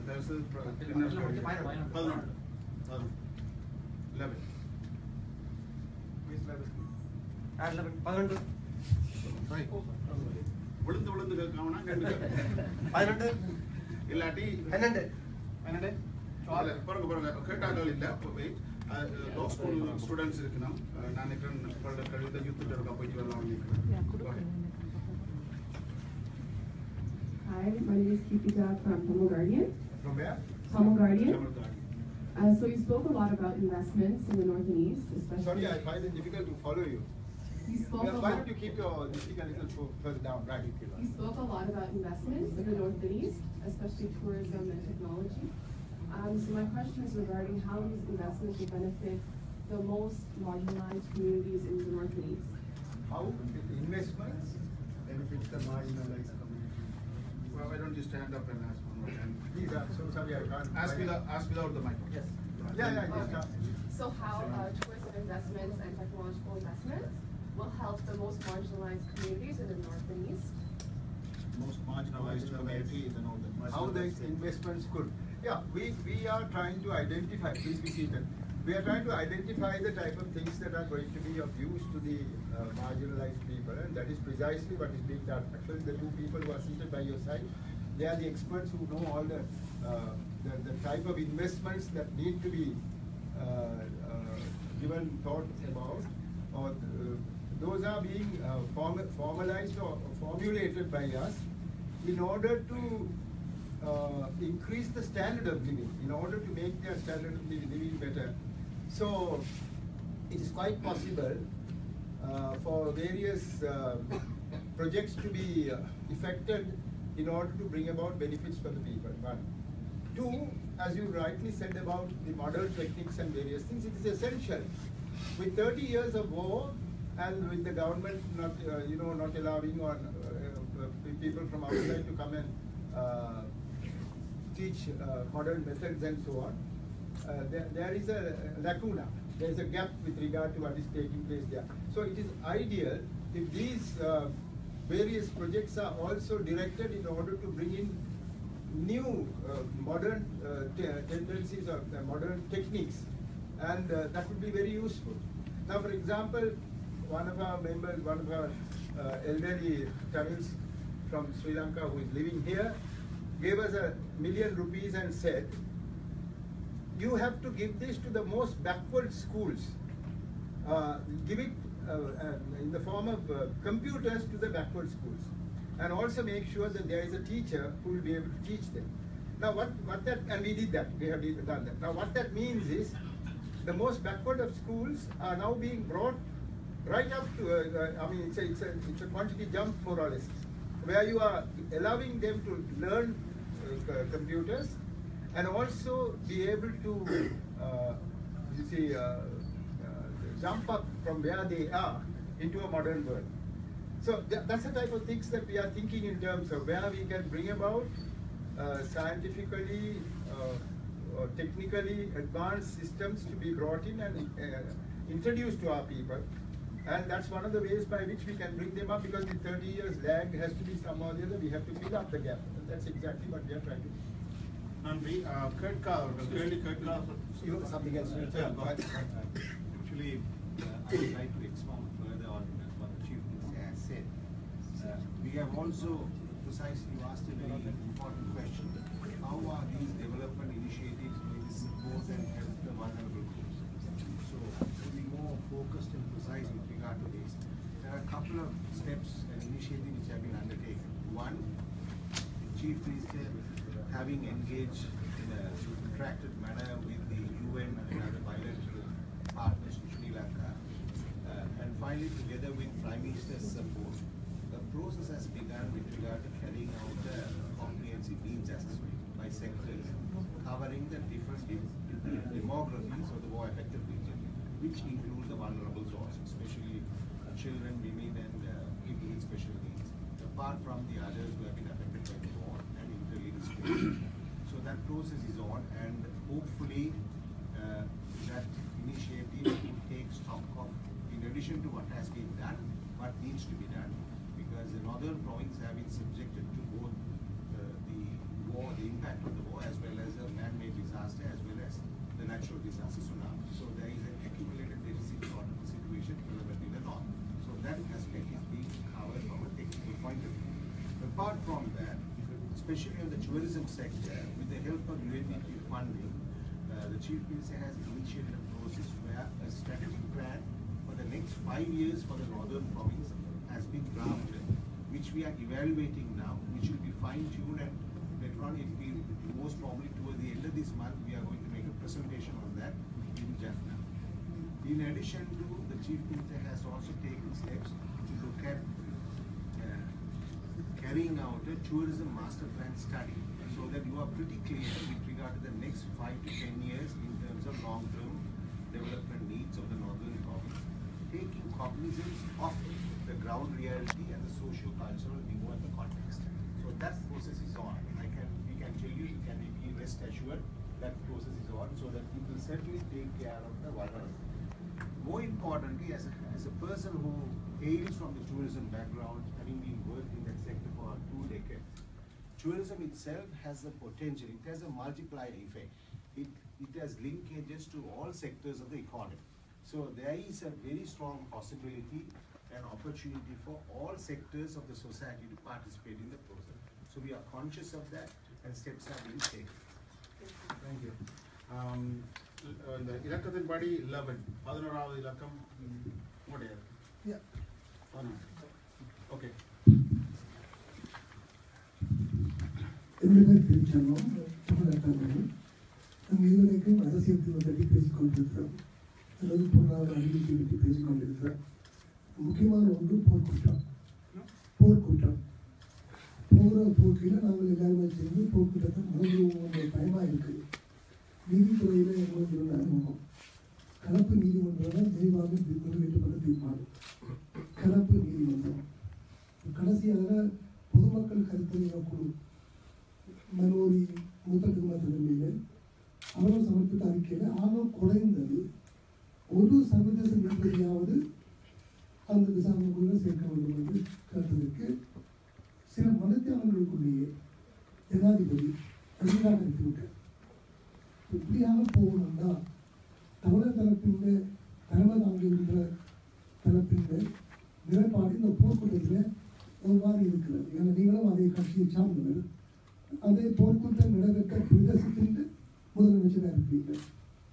ஆக குறைந்தது ஒரு சந்தேகத்தை கூட இல்லாமல் தான் அது போகும் என்றால் விசாரணைக்கு என்ன உத்தரவாகும்? அதாவது போர்க்குற்றம் சம்பந்தமாக நாங்கள் பல இடங்களில் எங்களுடைய கருத்துக்களை தெரிவித்துக் கொண்டுதான் வருகின்றோம். எந்த தருணத்திலும் இலங்கையைச் சேர்ந்த நீதிபதிகளோ அந்த துறையைச் சேர்ந்தவனாக இருந்தால் கூட நான் அதை சொல்ல வேண்டிய கடப்பாடு எனக்கு உண்டு. நீதிபதிகளாக இருந்தால் என்ன அல்லது வழக்கு நடத்துனர்களாக இருந்தால் என்ன, அவர்கள் எடுத்து நடத்தும் போர்க்குற்ற விசாரணை எந்த காலத்திலும் பாதிக்கப்பட்டவர்களுக்கு நீதியை நியாயத்தை கொடுக்காது என்பது என்னுடைய கருத்து. அண்மையிலே ஒரு 2-3 வருடங்களுக்கு முன்னர் சிங்கள சட்டத்தரணிகள் 3 அல்மேடா, கிஷாலி பின்டோ ஜாவாத்ன, குணத்திலக 3 பேர் சேர்ந்து ஒரு ஒரு எங்களுடைய நீதித்துறை சம்பந்தமான ஒரு ஒரு ஒரு நூலை வெளியிட்டார்கள். அதிலே அவர்கள் கூறுகின்றார்கள், ஒரே விதமான கருத்துக்கள் அடிப்படைகளை முன்வைத்து தமிழ் மக்களுக்கான ஒரு வழக்கு வரும்போது என்ன விதமான தீர்மானத்தை கொடுக்கின்றார்களோ, சிங்கள மக்களுக்கு சம்பந்தமாக அதே விடயங்கள் சம்பந்தமாக எந்த தீர்ப்பை கொடுத்திருக்கின்றார்களோ என்பதை எடுத்துக்காட்டி எங்களுடைய நீதித்துறையிலே இருக்கும் நீதிபதிகளுக்கு இன ரீதியான ஒரு காழ்ப்புணர்ச்சி, இன ரீதியான ஒரு சிந்தனை இருப்பதாக அவர்கள் குறிப்பிட்டிருக்கிறார்கள். ஆகவே இவ்வாறான ஒரு நிலைமையிலே அண்மையிலே நடந்ததை எடுத்து பார்த்தீர்களானால், என்னுடைய மாணவர் ரவிராஜ் அவர்களுடைய அந்த வழக்கிலே அத்தனை பேரும் விடுதலை செய்யப்பட்டிருக்கிறார்கள். ஆகவே இவற்றையெல்லாம் நாங்கள் எடுத்து பார்க்கும்போது ஒரு நாள் எப்படியாவது உள்நாட்டு நீதிபதிகள் ஊடாக எங்களுக்கு நன்மை கிடைக்கும் என்று நாங்கள் எதிர்பார்க்க முடியாது. வழக்கு நடத்துனர்களை எடுத்து பார்த்தீர்களானால், ஜஸ்டிஸ் பகவதியினுடைய தலைமையின் கீழ் வெளிநாட்டில் இருந்து வந்த நீதிபதிகள் எங்களுடைய நீதித்துறை, எங்களுடைய அட்டர்னி ஜெனரல் டிபார்ட்மெண்ட், சட்டத்துறை தலைமை அதிபதியினுடைய திணைக்களம் முரண்பாடுடைய நடவடிக்கைகளிலே ஈடுபட்டிருக்கின்றார்கள் என்று கூறி அவர்கள் அதை தொடர்ந்து இருக்க முடியாது என்று விட்டுட்டு போயிருக்கிறார்கள். IIGEP என்று சொல்லப்பட்ட eminent persons group of eminent person. அப்ப இந்த நிலையிலே நீங்கள் சொல்லுவதை நான் ஏற்றுக்கொள்கின்றேன். உங்களுடைய கேள்வி இதற்கு நீங்கள் என்ன நடவடிக்கைகள் எடுக்கின்றீர்கள் என்று. எங்களுக்கு செய்யக்கூடியது செப்டம்பர் மாதம் 2015ஆம் ஆண்டு ஜெனீவாவிலே பாஸ் பண்ணப்பட்ட அந்த ரெசல்யூஷனுடைய அடிப்படையிலே நாங்கள் நடவடிக்கைகள் எடுக்க வேண்டும் என்பதை தொடர்ந்து வலியுறுத்தி வருகின்றோம். அதிலே சிலர் ஒருவேளை அதில் சிலர்களை கூறாமல் விடக்கூடும். ஆனால் எங்களை பொறுத்தவரையிலே நாங்கள் அதை வலியுறுத்தித்தான் வருகின்றோம். எப்படியாவது அங்கே குறிப்பிடப்பட்ட நாங்கள் கேட்டது எத்தனையோ விஷயங்களை நாங்கள் கேட்டு எழுதியிருந்தோம். அந்த காலத்தில் நானே எழுதியிருந்தேன். அதுக்கு முன்னரும் எழுதியிருந்தேன், பின்னரும் எழுதியிருந்தேன். அதாவது செப்டம்பர் மாதத்துக்கு முன்னரும் எழுதியிருந்தேன், அந்த ரெசல்யூஷன் பாஸ் பண்றதுக்கு முதல் எழுதி பிறகும் எழுதியிருந்தேன். எங்களுடைய எதிர்பார்ப்புக்கு ஏற்றவாறு அது அமையவில்லை என்றாலும் அதிலே 20-22 விடயங்கள் குறிப்பிடப்பட்டிருக்கின்றன. அவற்றை நீங்கள் நடைமுறைப்படுத்த வேண்டும். குறிப்பிட்ட காலத்துக்கு இடையிலே அவற்றை நடைமுறைப்படுத்த வேண்டும். நடைமுறைப்படுத்தாவிட்டால் அரசாங்கம் ஏன் அதை செய்யவில்லை என்பது சம்பந்தமாக ஐக்கிய நாடுகள் கேள்வி கேட்க வேண்டும், எழுப்ப வேண்டும் என்ற அந்த கருத்தை நாங்கள் முன்வைத்துக் கொண்டு வருகின்றோம். இவ்வளவுதான் இதுவரையில எங்களால் செய்யக்கூடியதாக இருந்தது. ஆனால் அதற்கிடையிலே அரசாங்கம் அங்கு ஜெனீவாவிலே பேசி இன்னும் கொஞ்சம் கால கெடு எடுக்கக்கூடிய ஒரு நிலைமை இருப்பதாக பத்திரிகைகளிலே அறிந்தேன். அதை பற்றி எனக்கு தெரியாது. ஆனால் அவர்கள் கூறப்போவது என்னவென்றால், பாருங்கள், நாங்கள் இதெல்லாம் செய்திருக்கிறோம், இந்த கமிட்டிஸை போட்டோம், இந்த அரசியல் யாப்பு ரீதியான நடவடிக்கைகளை எடுத்திருக்கின்றோம், இந்த office of the missing persons, அதாவது ஒரு வேலையும் இல்லை, அது யூஸ்லெஸ். ஆனால் office of the missing persons நாங்கள் நியமித்திருக்கின்றோம் என்று பல விடயங்களையும் கூறி அவர்கள் நேரம் எடுக்க பார்க்கின்றார்கள். எங்களால் முடிந்தது அந்த ரெசல்யூஷனை நீங்கள் பாஸ் பண்ணுறதுக்கு, ரெசல்யூஷனை நடைமுறைப்படுத்துறதுக்கு நடவடிக்கைகள் எடுக்க வேண்டும். என்று சொல்லிக்கொண்டு வருகின்றோம். இவ்வளவுதான் இப்போதைக்கு நாங்கள் செய்யக்கூடியதாக இருக்கின்றது. எந்த அளவுக்கு நாங்கள் நெருக்குதலை கொடுக்க கூடுமோ அவை எங்களுக்கு நன்மையை தரும். நன்றி. இலக்கம் 12 இன்னும் சில நிமிடங்கள் இருக்கின்றன. வணக்கம், என்னுடைய பெயர் கமலவாசன் நவரத்னம், கனடா உலக தமிழர் பத்திரிகையின் பிரதம ஆசிரியர்.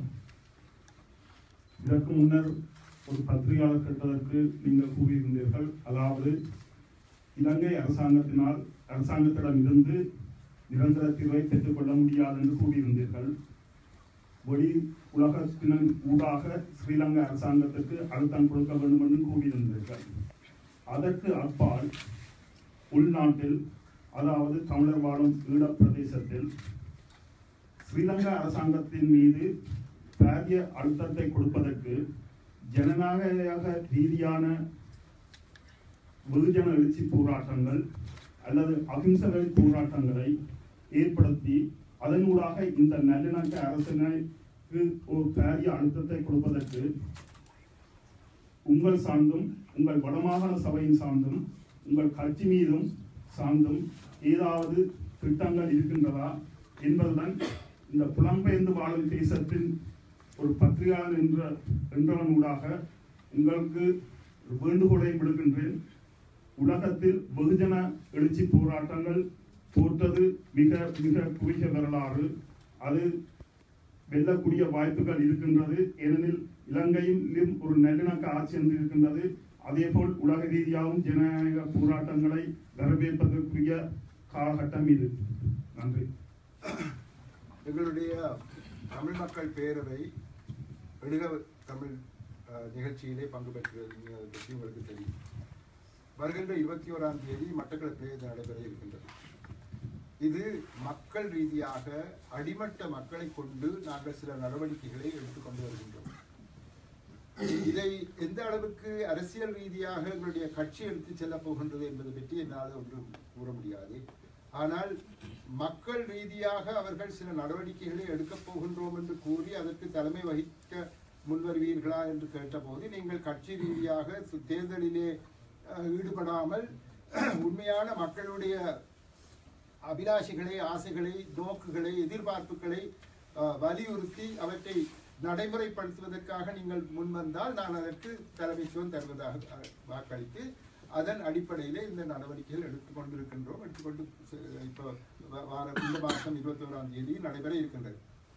இது மக்களினுடைய எழுச்சி, மக்களிடையே ஒரு விழிப்புணர்ச்சியை ஏற்படுத்தி அதனை வெளிக்காட்டி கொண்டு வருகின்றோம். இதற்கு மேலதிகமாக நான் சில நடவடிக்கைகளை எடுத்திருக்கின்றேன். கொழும்பில் சென்று சிங்கள மொழியிலே அவர்களுடைய கேள்விகளுக்கு நான் இதே மாதிரி ஒரு பதில்களை கொடுத்து கொண்டு வந்திருக்கின்றேன். அதனை சிங்கள மக்கள் பலர் மிக நன்றாக இருந்தது. எங்களுடைய பலவிதமான விடயங்களுக்கு நாங்கள் பிழையான ஒரு அர்த்தத்தை இதுவரை காலமும் கற்பித்திருந்தோம், அதை நீங்கள் நீக்கி இருக்கின்றீர்கள் என்று குறிப்பிட்டார்கள். உதாரணத்துக்கு அவர்கள் கூறியதை நான் உங்களுக்கு கூறுகின்றேன். என்னென்றால் ஒரு விடயம் இருக்கின்றது.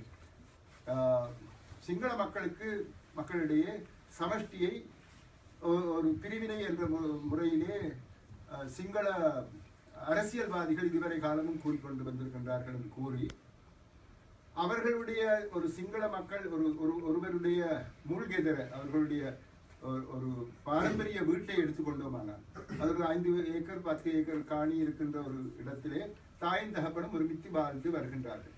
குழந்தைகள் பிறக்கின்றார்கள், குழந்தைகள் வளர்ச்சி அடைகின்றார்கள். அவர்கள் திருமணம் செய்த உடனே அந்த 5 ஏக்கர் காணியிலே ஒவ்வொருவருக்கும் ஒவ்வொரு காணி துண்டுகளை நாங்கள் பிரித்து கொடுக்கின்றோம். ஆகவே அந்த மகள்மார் அந்த காணிகளிலே அவர்கள் வாழ்ந்து வருகின்றார்கள் தங்களுடைய குடும்பத்தோடு. தங்களுடைய வேலைகளை அவர்கள் தாங்கள் செய்து கொண்டார்கள், மற்றவர்கள் தங்களுடைய வேலைகளை அவர்கள் செய்து கொண்டார்கள். ஆனால் முள்கெதிர ஒன்றுதான். இதைத்தான் நான் எடுத்துக்காட்டி அவர்களுக்கு நான் கூறினேன். சமஷ்டி என்பது இதுதான், வேறு அங்க ஒன்றும் பெரிதாக ஒன்றுமில்லை.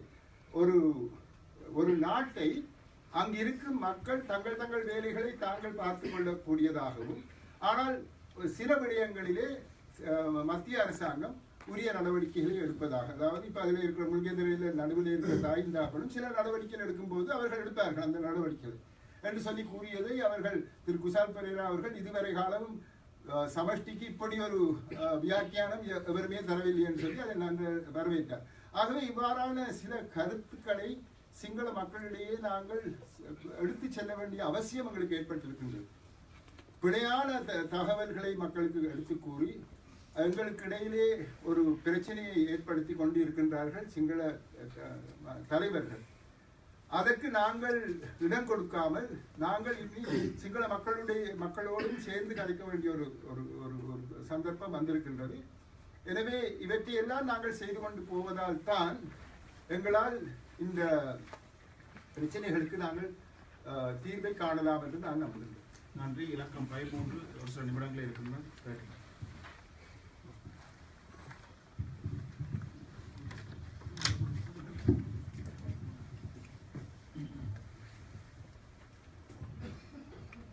வணக்கம் மதிப்புக்குரிய முதலமைச்சர் அவர்களே. தமிழ் ரேடியோ எஃப்எம் சார்பாக உங்களிடம் ஒரு கேள்வி. சில காலமாக பலவிதமான நான்சென்ஸ் நியூஸ், அதாவது கிசுகிசுக்கள் என்று சொல்வார்கள், கிசுகிசு என்று சொல்வார்கள், நான்சென்ஸ் நியூஸ் உலகை கொண்டிருக்கின்ற நிலையிலே பெரும்பாலான தமிழ் மக்களின் அபிமானம் பெற்ற ஒரு முதலமைச்சராக நீங்கள் இருப்பதனால் உங்கள் சேவை பல காலம் நீடிக்க வேண்டும் என்ற அவா உலகத்திலே வாழ்கின்ற அத்தனை தமிழர்கள் இருக்கிறது. அந்த வகையில் இரண்டாவது தடவையாக நீங்கள் முதலமைச்சர் வேட்பாளராக அடுத்த தேர்தலில் போட்டியிடுவீர்களா? அதற்கு இந்த கட்சி சார்பாக நீங்கள் போட்டியிடுவீர்கள்? நான் முதல் 2013 ஒரு மாசத்துக்கு முதல் கூட எனக்கு தெரியாது நான் இல்லையோ. அதுக்கு காரணம் உங்களுடைய நாட்டினுடைய விசா எனக்கு கிடைத்திருந்தால் அது கிடைத்திருக்க மாட்டாது. ஆகவே காத்திரா பிரகாரமாக கிடைத்ததைத்தான் இப்பொழுது வைத்துக் கொண்டிருக்கின்றேன். அடுத்த 5 வருடம் ஏதாவது நடக்க வேண்டும் என்றால் அதுவும் காத்திர பிரகாரமாகவோ அல்லது யோசித்தோ ஏதோ செய்ய வேண்டிய அவசியம் இருக்கு. இப்போ அவசரம் ஒன்று இல்லை, 5 வருஷம் முடிகிற நேரத்தில் யோசிக்க. ஓகே, 14 இலக்கம் 14 போட்டி.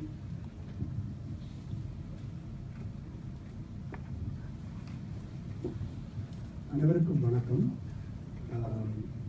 இலங்கை அரசாங்கம் எவ்வளவு குறைவான தொழிலை எவ்வளவு தாமதமாக அல்லது கொடுக்கப்பட்டதில் எவ்வளவு பறிக்க முடியுமோ அவ்வாறு தான் செயல்படும். ஆனால் வடமாகாண சபை செயற்திறனற்ற அல்லது நிலைத்திறனற்ற ஒரு அரசாக செயல்படுவதாக இருதரப்பு மக்களிடம் கருத்திருக்கின்றது. கூடவே அமைந்திருக்கும் 5 அமைச்சர்கள் உள்ள அமைச்சரவையில் 3 பேர்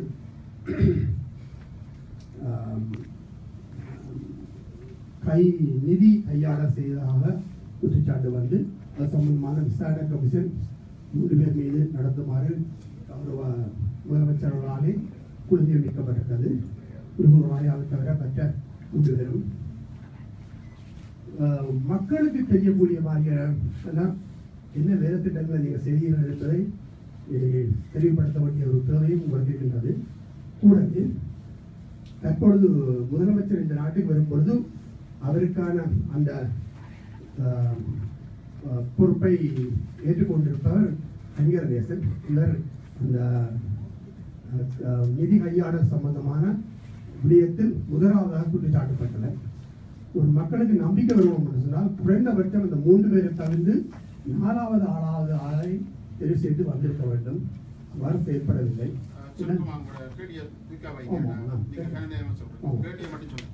ஆகவே இந்த விடயங்களில் தமிழ் மக்களுக்கு நம்பிக்கை வரக்கூடிய மாதிரி நீங்கள் செயல்படவில்லை என்பது எனக்கு கேள்வியாக இருந்தது.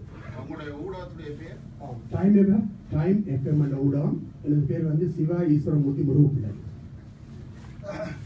அதாவது கடைசியாக நீங்கள் சொல்வதை பதில் சொல்லுங்கள்.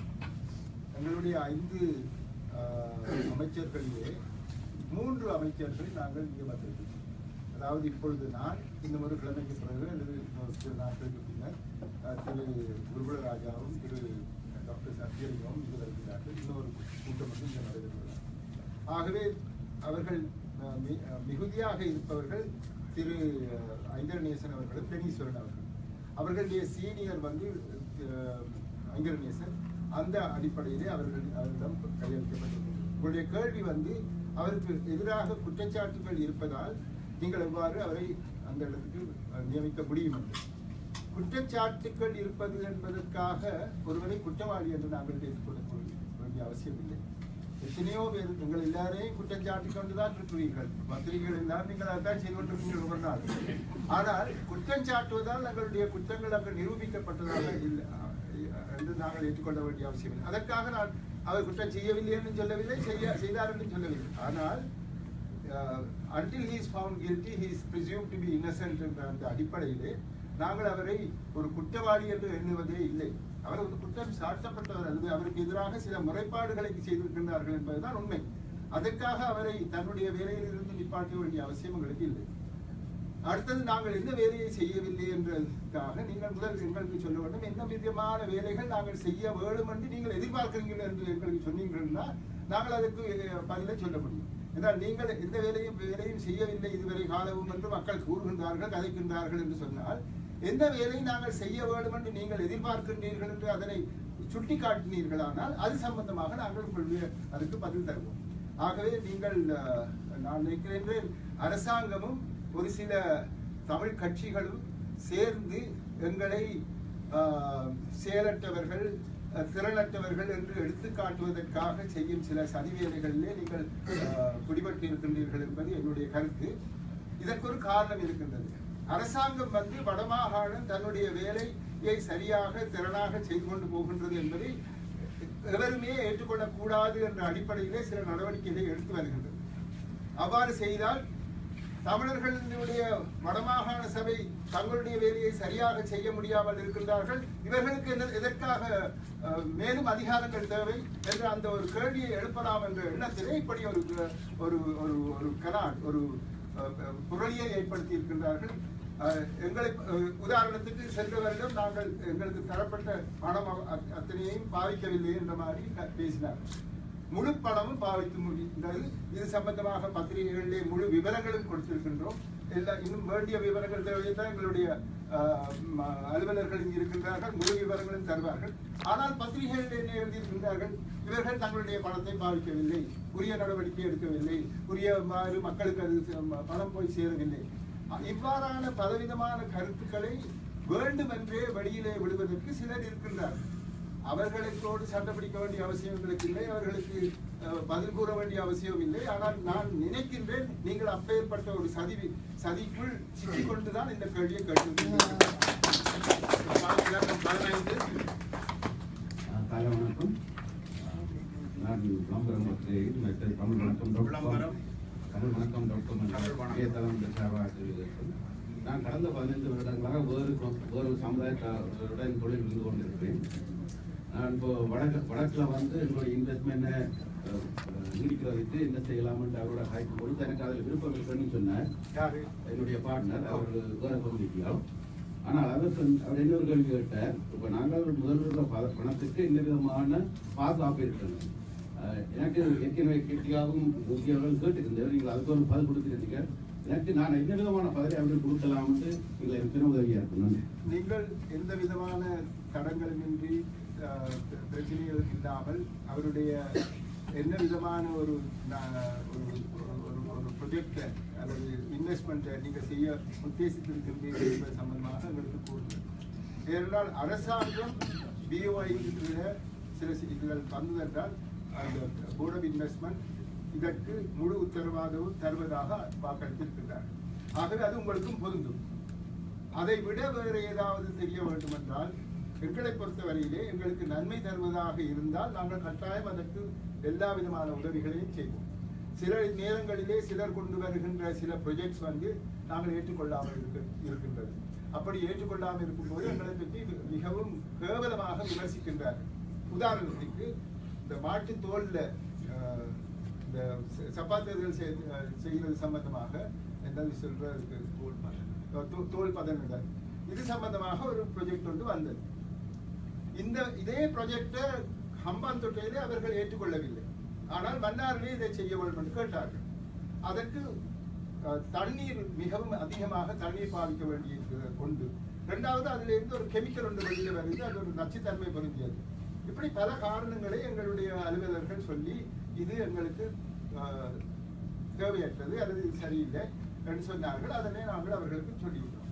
உடனே அதை எடுத்து பத்திரிகைகளிலே வடமாகாண முதலமைச்சர் நாங்கள் கொண்டு போகும் விடயங்களை கூட அவர் செய்ய விடுகின்றார் இல்லை, அவருக்கு இவற்றை நடைமுறைப்படுத்துவதற்கு பிரியமில்லை, அப்படி இப்படி எல்லாம் சொல்லியிருக்கிறார். ஆகவே நீங்கள் கொண்டு வருகின்ற அந்த ப்ரொஜெக்ட் எங்களுக்கு நன்மை பயப்பதாக இந்த அலுவலர்கள் எல்லாரும் பார்த்து சொன்னார்கள் என்றால் கட்டாயம் நாங்கள் எங்களால் முடியுமான சகல உதவிகளையும் செய்வோம். அதைவிட அரசாங்கத்தினுடைய BOI ஆக்ட் வந்து அந்த உத்தரவாதத்தை அவர்கள் தருகின்றார்கள். அதிலேயே it is the state will give all possible help to those who are coming under this particular under this act சொல்லி எல்லாம் எழுதியிருக்காங்க. அதே மாதிரி ஆகவே அதில் எந்த விதமான பிரச்சனையும் இல்லை. உங்களுடைய ப்ரொஜெக்டை தொழில் திட்டத்தை எங்களுக்கு சொல்லுங்க, நாங்கள் அதுக்கு நடவடிக்கை எடுப்போம். இன்னொரு முக்கியமான விடயம், நாங்கள் வடமாகாண முதலமைச்சருடைய அலுவலகத்துக்குள்ளேயே ஒரு இன்வெஸ்ட்மெண்ட் ப்ரொமோஷன் யூனிட்டுக்குரிய நடவடிக்கைகளை மேற்கொண்டு வந்து இப்போதைய சூழலில் எங்களுக்கு உங்களுக்கு இருக்கிற ப்ரொஜெக்ட் ப்ரொபோசல்ஸை இவாலுவேட் பண்ணி உங்களுக்கு கொடுக்கக்கூடிய ஒரு நிலவரத்தில் நாங்கள் இப்போ இருக்கிறோம். அதற்கு மேலதிகமாக நாங்கள் முதலமைச்சரும் பிரதம மந்திரியும் ஒன்று சேர்ந்து ஒரு வடமாகாணத்திற்குரிய ஒரு துரித எக்கானமிக் கோஆபரேஷன் அமைப்பு ஒன்றை உருவாக்கி இருக்கிறோம். அதனுடைய முதல் கலந்துரையாடல் சென்ற மாதம் 6ஆம் தேதி நடைபெற்றது. அதில் சில முக்கியமான முடிவுகள் எடுக்கப்பட்டன. மீண்டும் நாங்கள் அடுத்த மாதம் சந்திக்க இருக்கிறோம், பிப்ரவரி மாதம் 2ஆம் தேதி.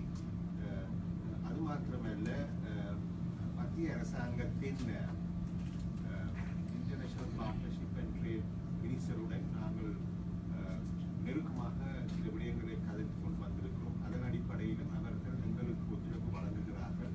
அவர் ஒரு குழுவுடன் இந்த மாத கடைசியில் யாழ்ப்பாணம் வர இருக்கிறார்.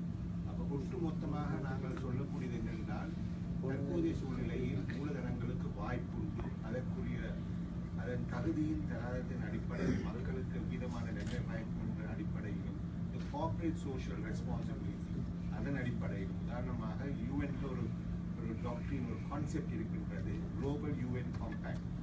அதன் அடிப்படையில் ஒரு போருக்கு பின்னான சூழலில் முக்கியமாக என்னென்ன உதாரணமாக ஒரு ஹியூமன் ரைட்ஸ் ஃப்ரேம்வொர்க்கின் அடிப்படையில் எப்படி environmental rights, social and cultural rights, இந்த primary aspect, good governance related, அந்த ட்ரிபிள் பாட்டம் லைன் அடிப்படையில் நாங்கள் எப்படிப்பட்ட ஒரு பாலிசி ஃப்ரேம்வொர்க் யூஎன் கவர்மெண்ட்டில் நாங்கள் அதற்கு முன்னுரிமை கொடுத்து மூலதனங்களை உள்வாங்க இருக்கின்றோம், அதுக்கு தயாராக இருக்கின்றோம். அப்போ நீங்கள் இதில் உங்களுடைய பார்ட்னரை கட்டாயமாக சொல்லலாம். மேலதிகமாக அவருக்கு சந்தேகம் இருந்தால் நாங்கள் போக முதல் அவரையும் சந்தித்து அவருக்குரிய தரவுகளை கொடுக்கலாம். இதே வழியில் நான் உங்களோட சிபிஐ விடயமாகவும் கதைக்க தயாராக இருக்கிறோம். நீங்களும் உங்களோட சந்தித்து சொன்னீர்கள் என்றால் அதை எப்படி உடனடியாக நாங்கள் கொண்டு சென்ற பின்பு நடைமுறைப்படுத்தலாம் என்று உங்களுக்கு பதிவு.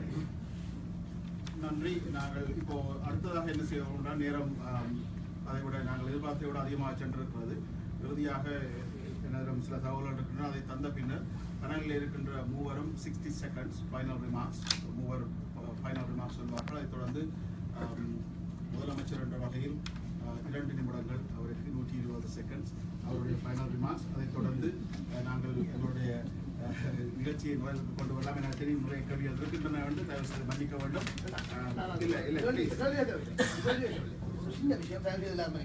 அனைத்து ஊடகவியலாளர்களுக்கும் மதிப்புக்குரிய முதல்வர் அவர்களுக்கும் ஒரு விஷயத்தை நான் பணிவாக சொல்லி வைத்துக் கொள்ள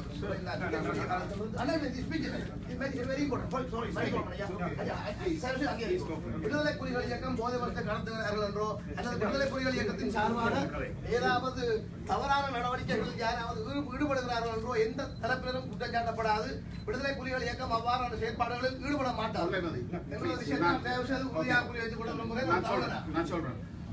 முதலமைச்சர் சொன்ன தகவல் பிள்ளையா விளங்கி நான் சொல்றேன். அவர் சொன்னவர் அப்படி குற்றச்சாட்டுகள் இருக்கின்றன, அது உண்மை அல்ல என்றுதான் அவர் சொன்னார். நான் அதை கரெக்ட் பண்றேன் என்றால் அப்படி பிள்ளையா வரக்கூடாது என்றால் அவர் சொன்னவர் அப்படியான குற்றச்சாட்டுகள் இருக்கிறது, ஆனால் அது உண்மை அல்ல. அவர் கேட்டது 1.5 லட்சம் ஆமி இருப்பதாக இருந்தால் எப்படி இருக்க முடியும் என்று ப்ளீஸ் கிளாரிஃபை பண்ணணும். மற்றது என்ன முக்கியமான விடயம் என்றால் இங்கே 65 வயது ஓய்வுக்கான வயது. அதற்கு முன்னதாக மிக சாதனை உள்ள பணியிலிருந்து வசதியாக இருந்தவர்கள் ஏர்லி ரிட்டையர்மெண்ட் என்று 60 வயதிலேயே ஓய்வெடுத்துக் கொண்டு தாங்கள் விரும்பிய எங்கேயாவது ஓய்வை எடுத்துக்கொள்ளலாம், மகிழ்ச்சியாக வாழலாம். சிங்கப்பூராக இருக்கலாம், சிங்கார சென்னையாக இருக்கலாம், அல்லது உல்லாச பயணிகள் பயணிக்கின்ற பல இடங்களாக இருக்கலாம். மிக மகிழ்ச்சியாக வாழக்கூடிய வாய்ப்புகள் இருந்தும் கூட மக்களுக்காக அதை பொறுத்து அதை தியாகம் செய்துதான் தனது 77 வயதிலும் தொடர்ச்சியாக மக்கள் பணி செய்து கொண்டிருப்பது என்பது நடக்கக்கூடாது. தமிழர்கள் ஒட்டுமொத்தமாக முதுகெலும்பு உடைக்கப்பட்டு விட்டார்கள் என்று நினைத்த பொழுது இல்லை என்று சொல்லும் அளவுக்கு நான் ஏற்கனவே ஊடகவியலாளர் எழுதிய சொல்லுகிறேன். தாயக தமிழர்களின் நம்பிக்கை குரலாக இன்று பலராலும் மதிக்கப்படுகின்றது. பத்திரிகைகள் தான் வந்திருந்தது, இந்த மாதத்துக்குரியது. இப்போது நாங்கள் ஒரு நிமிடங்கள் பீட்டரோடு ஆரம்பிக்கலாம். பீட்டர்.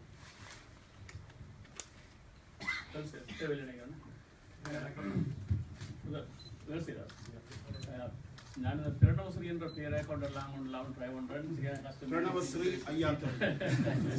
சரி, நன்றி. உண்மையா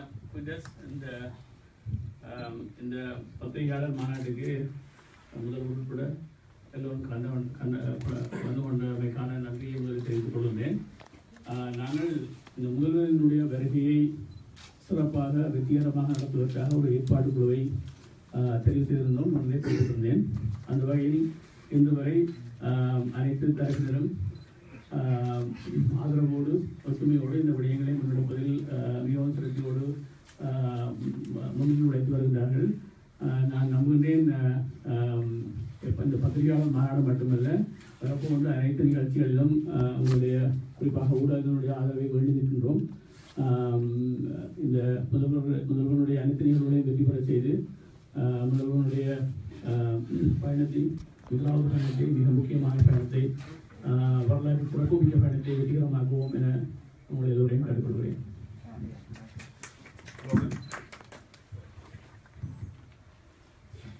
எல்லாருக்கும் நிறைய நன்றி சொல்வது என்றால் எல்லா துறைகளிலும் இருந்து எல்லா பக்கத்திலும் இருந்து ஏரியா கவர் பண்ணியிருக்கிறோம்.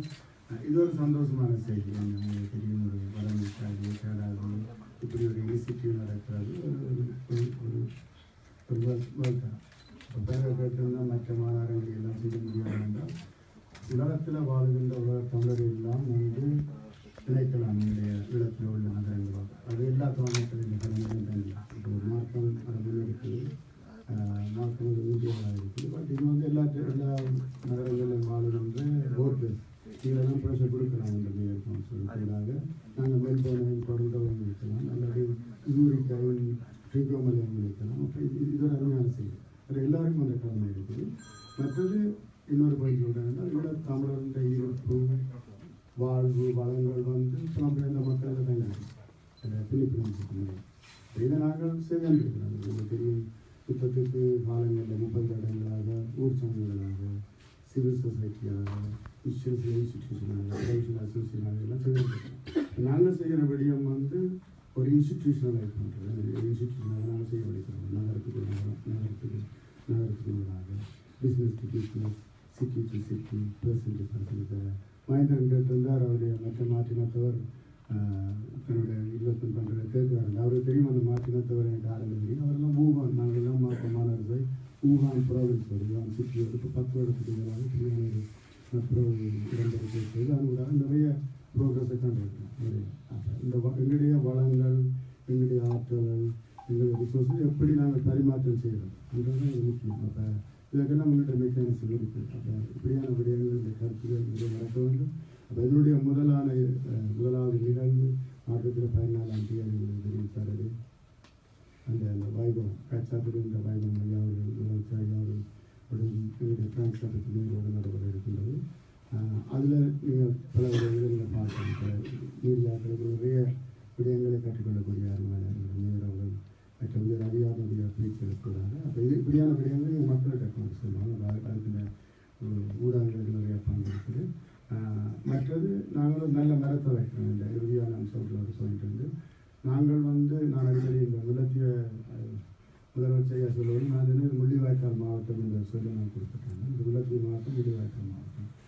இதில் நாங்கள் ஒரு நல்ல பயனர். அந்த அந்த அந்த விதிய மாண்டுபடுகிற மக்களில் குறைக்கப்பட்ட மக்களின் கனவுகள் ஒரு கனவுகளின் விருட்சமாக ஒரு முளை விடுகின்ற பூங்காவாக வருகின்ற ஒரு கனவுகளுக்கான ஒரு விருட்சத்தை நாங்கள் நடுறோம் மார்க்கத்துக்குள்ளாக நிலத்தில்.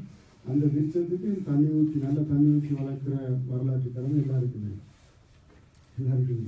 நாங்கள் யாரும் என்னுடைய பொறுப்போ அல்லது பிரதமஸ்திரி அவருடைய ஒத்துழைப்போ அல்லது நிர்மலா அல்லது முதலமைச்சருடைய தனிப்பட்ட இது எல்லாருடையும் சம பொறுப்பு.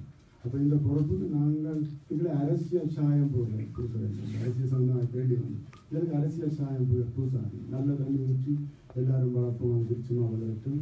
நல்ல தண்ணி ஊற்ற விட்டாலும் ஒரு சிறு தண்ணி ஊற்றாமல் இருக்கணும் என்று கூறி இந்த சந்தர்ப்பத்தில் வந்து கிடக்கிறேன்.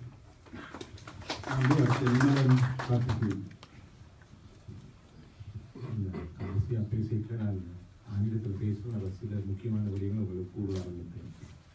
ஒன்று, one of the important things is that in the twinning agreement, உண்மையாக சொல்ல போனால் it's under the 13th amendment existing agreement இதில் default subjectக்குரிய விடயங்களை தான் நாங்கள் இதில் கையாண்டிருக்கோம். அப்போ இதால் முழுக்க முதலமைச்சருடைய அதிகாரத்துக்கு உட்பட்ட விடயங்களை தான் நாங்கள் நடைமுறை பண்ணுறோம். அது ஒரு முக்கியமான விஷயம். அது மாத்திரமில்லை, நாங்கள் இன்னும் கருதுவதனையும் லோகனோடையும் சேர்ந்து plus we will also be discussing with the directors of the council as to how we are going to operationalize this program very effectively so that we can provide for the required peace dividends back at home, especially to Mullaitiya district. And this also has given an opportunity for those who are residents in Markham to take ownership. You are a Canadian citizen. If you are in that area, you have all the right to engage with the council and influence the process based on your values, considering the priorities and needs of those in Mullaitiya district. So the opportunity is there. You must make use of it. Investment. There were questions about investment-related issues. I'm not sure whether you were satisfied with those responses. In case you have any more, I'm prepared together with the senior officers who have accompanied us to respond to and provide you more insights. Then the third point I would like to mention, you asked about the vulnerable groups. The Chief Minister is responsible for rehabilitation and living affairs. He has set up an advisory group consisting of youth and mature ladies who are functioning in an advisory group under his ministry, and we are able to engage, understand, and provide for policy thought processes. And we would very much like those of you who are resident here and who are very much involved in gender-related issues to directly communicate with us and be part of the process. And that too could be channeled through the twinning agreement. And the last one, I also had the opportunity of interacting with the University Students' Union, some members. And for me, and also on behalf of the CA, we would like to reiterate, that's a gold mine. There is a real opportunity where the youth could really play a key role, because in the United Nations, in keeping with the post-2015 development agenda, which refers to as a transforming our world 2030, has clear directional policy framework as to how youth could influence the international development paradigm for the next 15 years. So the opportunity is there, the world is yours, you must take part with us and participate in the whole process. Thank you. முதலமைச்சரிடம் செல்லும் முன்னர் சில cosmetic informations அதை தந்து விடலாம். அதுக்கு முன்னதாக இப்படியான நிகழ்வுகள் வெற்றியாக அமைவதற்கு முக்கிய காரணகர்த்தார்களாக இன்று மட்டுமல்ல ஐயா, கனடாவிலே நடக்கின்ற பல நிகழ்ச்சிகளுக்கும் கூட வெற்றியாக நடப்பதற்கு பாதுகாப்பு பகுதியிலே யோகா போன்றவர்களின் பங்களிப்பு இலகுவான பணி அல்ல, அதை இலவசமாக செய்வது இலகுவல்ல. தங்களது பொறுப்போடு அதை செய்கிறார்கள். மிகவும் நன்றியாக இருக்கும். அடுத்ததாக முதல்வருடன் ஒரு மாலை பொழுது என்று ஒரு நிகழ்ச்சி இருக்கிறது. முதல்வரோடு ஒரு மாலையை நீங்கள் செலவழிக்கலாம். ஏற்கனவே பதிவு செய்யப்பட்டவர்கள் மட்டுமே கலந்து கொள்ளக்கூடிய நிகழ்ச்சி. இதுவரை பதிவு செய்யாதவர்கள் நீங்கள் செல்லும் பொழுது உங்களது பதிவை செய்தால் முதல்வருடன் உங்களது மாலை பொழுதை இனிமையாக கழிக்க வசதி வாய்ப்பு இருக்கிறது. அதைவிட இன்று நடக்கின்ற இவரோடு முதல்வர் இங்கே இருக்கின்ற பொழுது நடக்கின்ற நிகழ்ச்சிகளை பற்றி கேட்டிருந்தார்கள். தமிழ் வணிக சமூகத்துடனான ஒரு சந்திப்பு இருக்கிறது. முதலில் தலைப்புகளை சொல்லிவிடுகின்றேன். பெண்களுடனான ஒரு சந்திப்பு இருக்கிறது, இளையோர் சந்திப்பு இருக்கிறது வித் யூத். அதைவிட சமூக அமைப்புடனான சந்திப்பு இருக்கிறது. இதற்கான தேதிகள் உங்களுக்கு தெரியும். அதைவிட ஊடகவியலாளர் சந்திப்பு என்று நடக்கிறது. இப்போது முதல்வருடனான ஒரு மாலை பொழுது ஜனவரி மாதம் 8ஆம் தேதி, அதாவது இன்று மாலை உதவி பாலம் என்ற திட்டத்தினூடாக தாயக மக்களுக்கு உதவும் நோக்கத்துடன் இந்த நிகழ்ச்சி இன்று மாலை நடக்கிறது. இந்த BSN banquet hall convention centre, அது ஏர்போர்ட்டுக்கு கிட்டே இருக்கிறது. நீங்கள் அந்த முகவரிகளை எடுத்துக்கொள்ளலாம். ஜனவரி 10ஆம் தேதி செவ்வாய்க்கிழமை பிராம்டன் மாநகர சபையுடன் சந்திப்பு உருவாக்கியிருக்கிறார்கள். நேரம் மாலை 6 மணிக்கு பிராம்டன் நகர சபையுடன் ஒரு சந்திப்பு இருக்கிறது. ஜனவரி 14ஆம் தேதி சனிக்கிழமை, இதுதான் முதலமைச்சருக்கான முக்கியமான பயணத்தின் பிரதான காரணம், இரட்டை நகர உடன்படிக்கை கைச்சாத்து முதல்வர்களுக்கு முதன்மை பெற்ற நிகழ்வாக அமைகிறது. மார்க்கம் மாநகர சபை மேயர் அவர்களும் வடமாகாண முதல்வர் திரு CV விக்னேஸ்வரன் அவர்களும் இதிலே கைச்சாத்திருக்கிறார்கள். இதை முன்னெடுத்த லோகன் கணபதி அவர்களுக்கும் பாராட்டை தெரிவிக்கிறோம். இதில் முக்கியமானது ஜனவரி 14ஆம் தேதி, ஜனவரி 14ம் தை பிறந்தால் வழி பிறக்கும் என்ற வகையில் முக்கியத்துவம் பெறுகிறது. அதனால் மாலை 6 மணிக்கு இந்த நிகழ்வு இடம்பெறுகிறது. 6 o'clock. ஜனவரி 15ஆம் தேதி ஞாயிற்றுக்கிழமை மார்க்கம் பொங்கல் விழா நடைபெறுகிறது. மார்க்கம் மாநகர சபையுடன் அனுசரையுடன் பொங்கல் விழா அங்கே நடக்கிறது. முதன்மை விருந்தினராக எங்களுடைய முதலமைச்சர் கலந்து கொள்கிறார். அதில் நீங்கள் எல்லோரும் தயவு செய்து உங்களது ஊடகங்களூடாக தகவல்களை வழங்குங்கள். ஜனவரி 15ஆம் தேதி ஞாயிற்றுக்கிழமை மாலை 5:30க்கு மாபெரும் பொதுக்கூட்டம் இடம்பெற இருக்கிறது. அதிலே பிரமாண்டமாக கலந்து கொண்டு உங்கள் ஆதரவை வழங்குங்கள் என்று கேட்டுக்கொள்கின்றோம். இப்போது முதல்வருக்கான 2 நிமிடங்களை வழங்கிய பின்னர் நாங்கள் எழுந்து நின்று அமைதி வணக்கத்தில் கலந்து கொள்வோம். அதைத் தொடர்ந்து நாங்கள் அத்தனை பேரும் இங்கே இருக்க முதலமைச்சர் அவர்கள் முதலாக மண்டபத்தை விட்டு வெளியேறுவார். அதைத் தொடர்ந்து நாங்கள் வெளியே செல்ல நினைக்கிறோம். நன்றி. முதலமைச்சர் அவர்களே.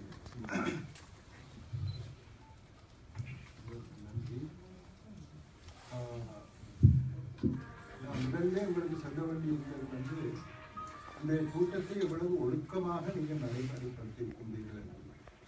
எங்களுடைய தாயகத்திலே ஒருவர் கேள்வி கேட்கும் போது இன்னொருத்தரும் கேள்வி கேட்பாங்க. அப்போ நீங்கள் கொஞ்சம் விரும்ப பேசட்டுக்கு மட்டும்லாம் நாங்கள் சொல்ல வேண்டியிருந்தது. அந்த எந்த விதமான பிரச்சனைகளும் இல்லாமல் செய்திருக்கிறீர்கள். ஆகவே நான் உங்களை பாராட்டுவேன். ஆனால் கடைசியாக அவர் யாரோ ஒரு சகோதரருடைய பெயரை சொல்லி அவரால் தான் சொன்னால் அவருக்கு பயந்துதான் நீங்கள் எல்லாரும் இருந்தீங்களோ எனக்கு தெரியாது. ஆனால் அது பயந்தோ இல்லையோ ஒழுக்கமாக இந்த நடவடிக்கைகளை நடத்தி இருக்கின்றீர்கள். உங்களுக்கு என்னுடைய பாராட்டு. சரி, ஸோ பயந்துதான் செய்யணும். சரி, ஆகவே அது உங்களுடைய ஒழுக்கத்திற்கு என்னுடைய பாராட்டுக்கள். நாங்கள் சில விஷயங்களை சொன்னால் நல்லது நினைக்கின்றேன். நாங்கள் சில முதலீட்டாளர்களுடன் சேர்ந்து செயற்திட்டங்களை நாங்கள் நடைமுறைப்படுத்தியிருக்கிறோம். இப்போ நீங்கள் முதலீட்டாளர்கள் என்ற முறையிலே வரும்போது, இப்போ கனடாவிலிருந்து வந்தவர்கள் நாங்கள் சில முதலீடுகளை செய்து நடவடிக்கைகள் எடுத்துக்கொண்டிருக்கின்றனர். அவருக்கு சில தேவைகள் இருக்கின்றன. அந்த ரோட்டை போட்டு தந்தீங்கன்னா நல்லது, இது செய்தால் நல்லது, அது செய்தால் நல்லது என்று கேட்கும்போது நாங்கள் அதற்கு ஏற்றவாறு உரிய நடவடிக்கைகளை எடுக்கின்றோம். ஆகவே இதில் ஒரு பிரைவேட் பார்ட்னர்ஷிப் கொண்டு நாங்கள் உண்டாக்குகின்றோம்.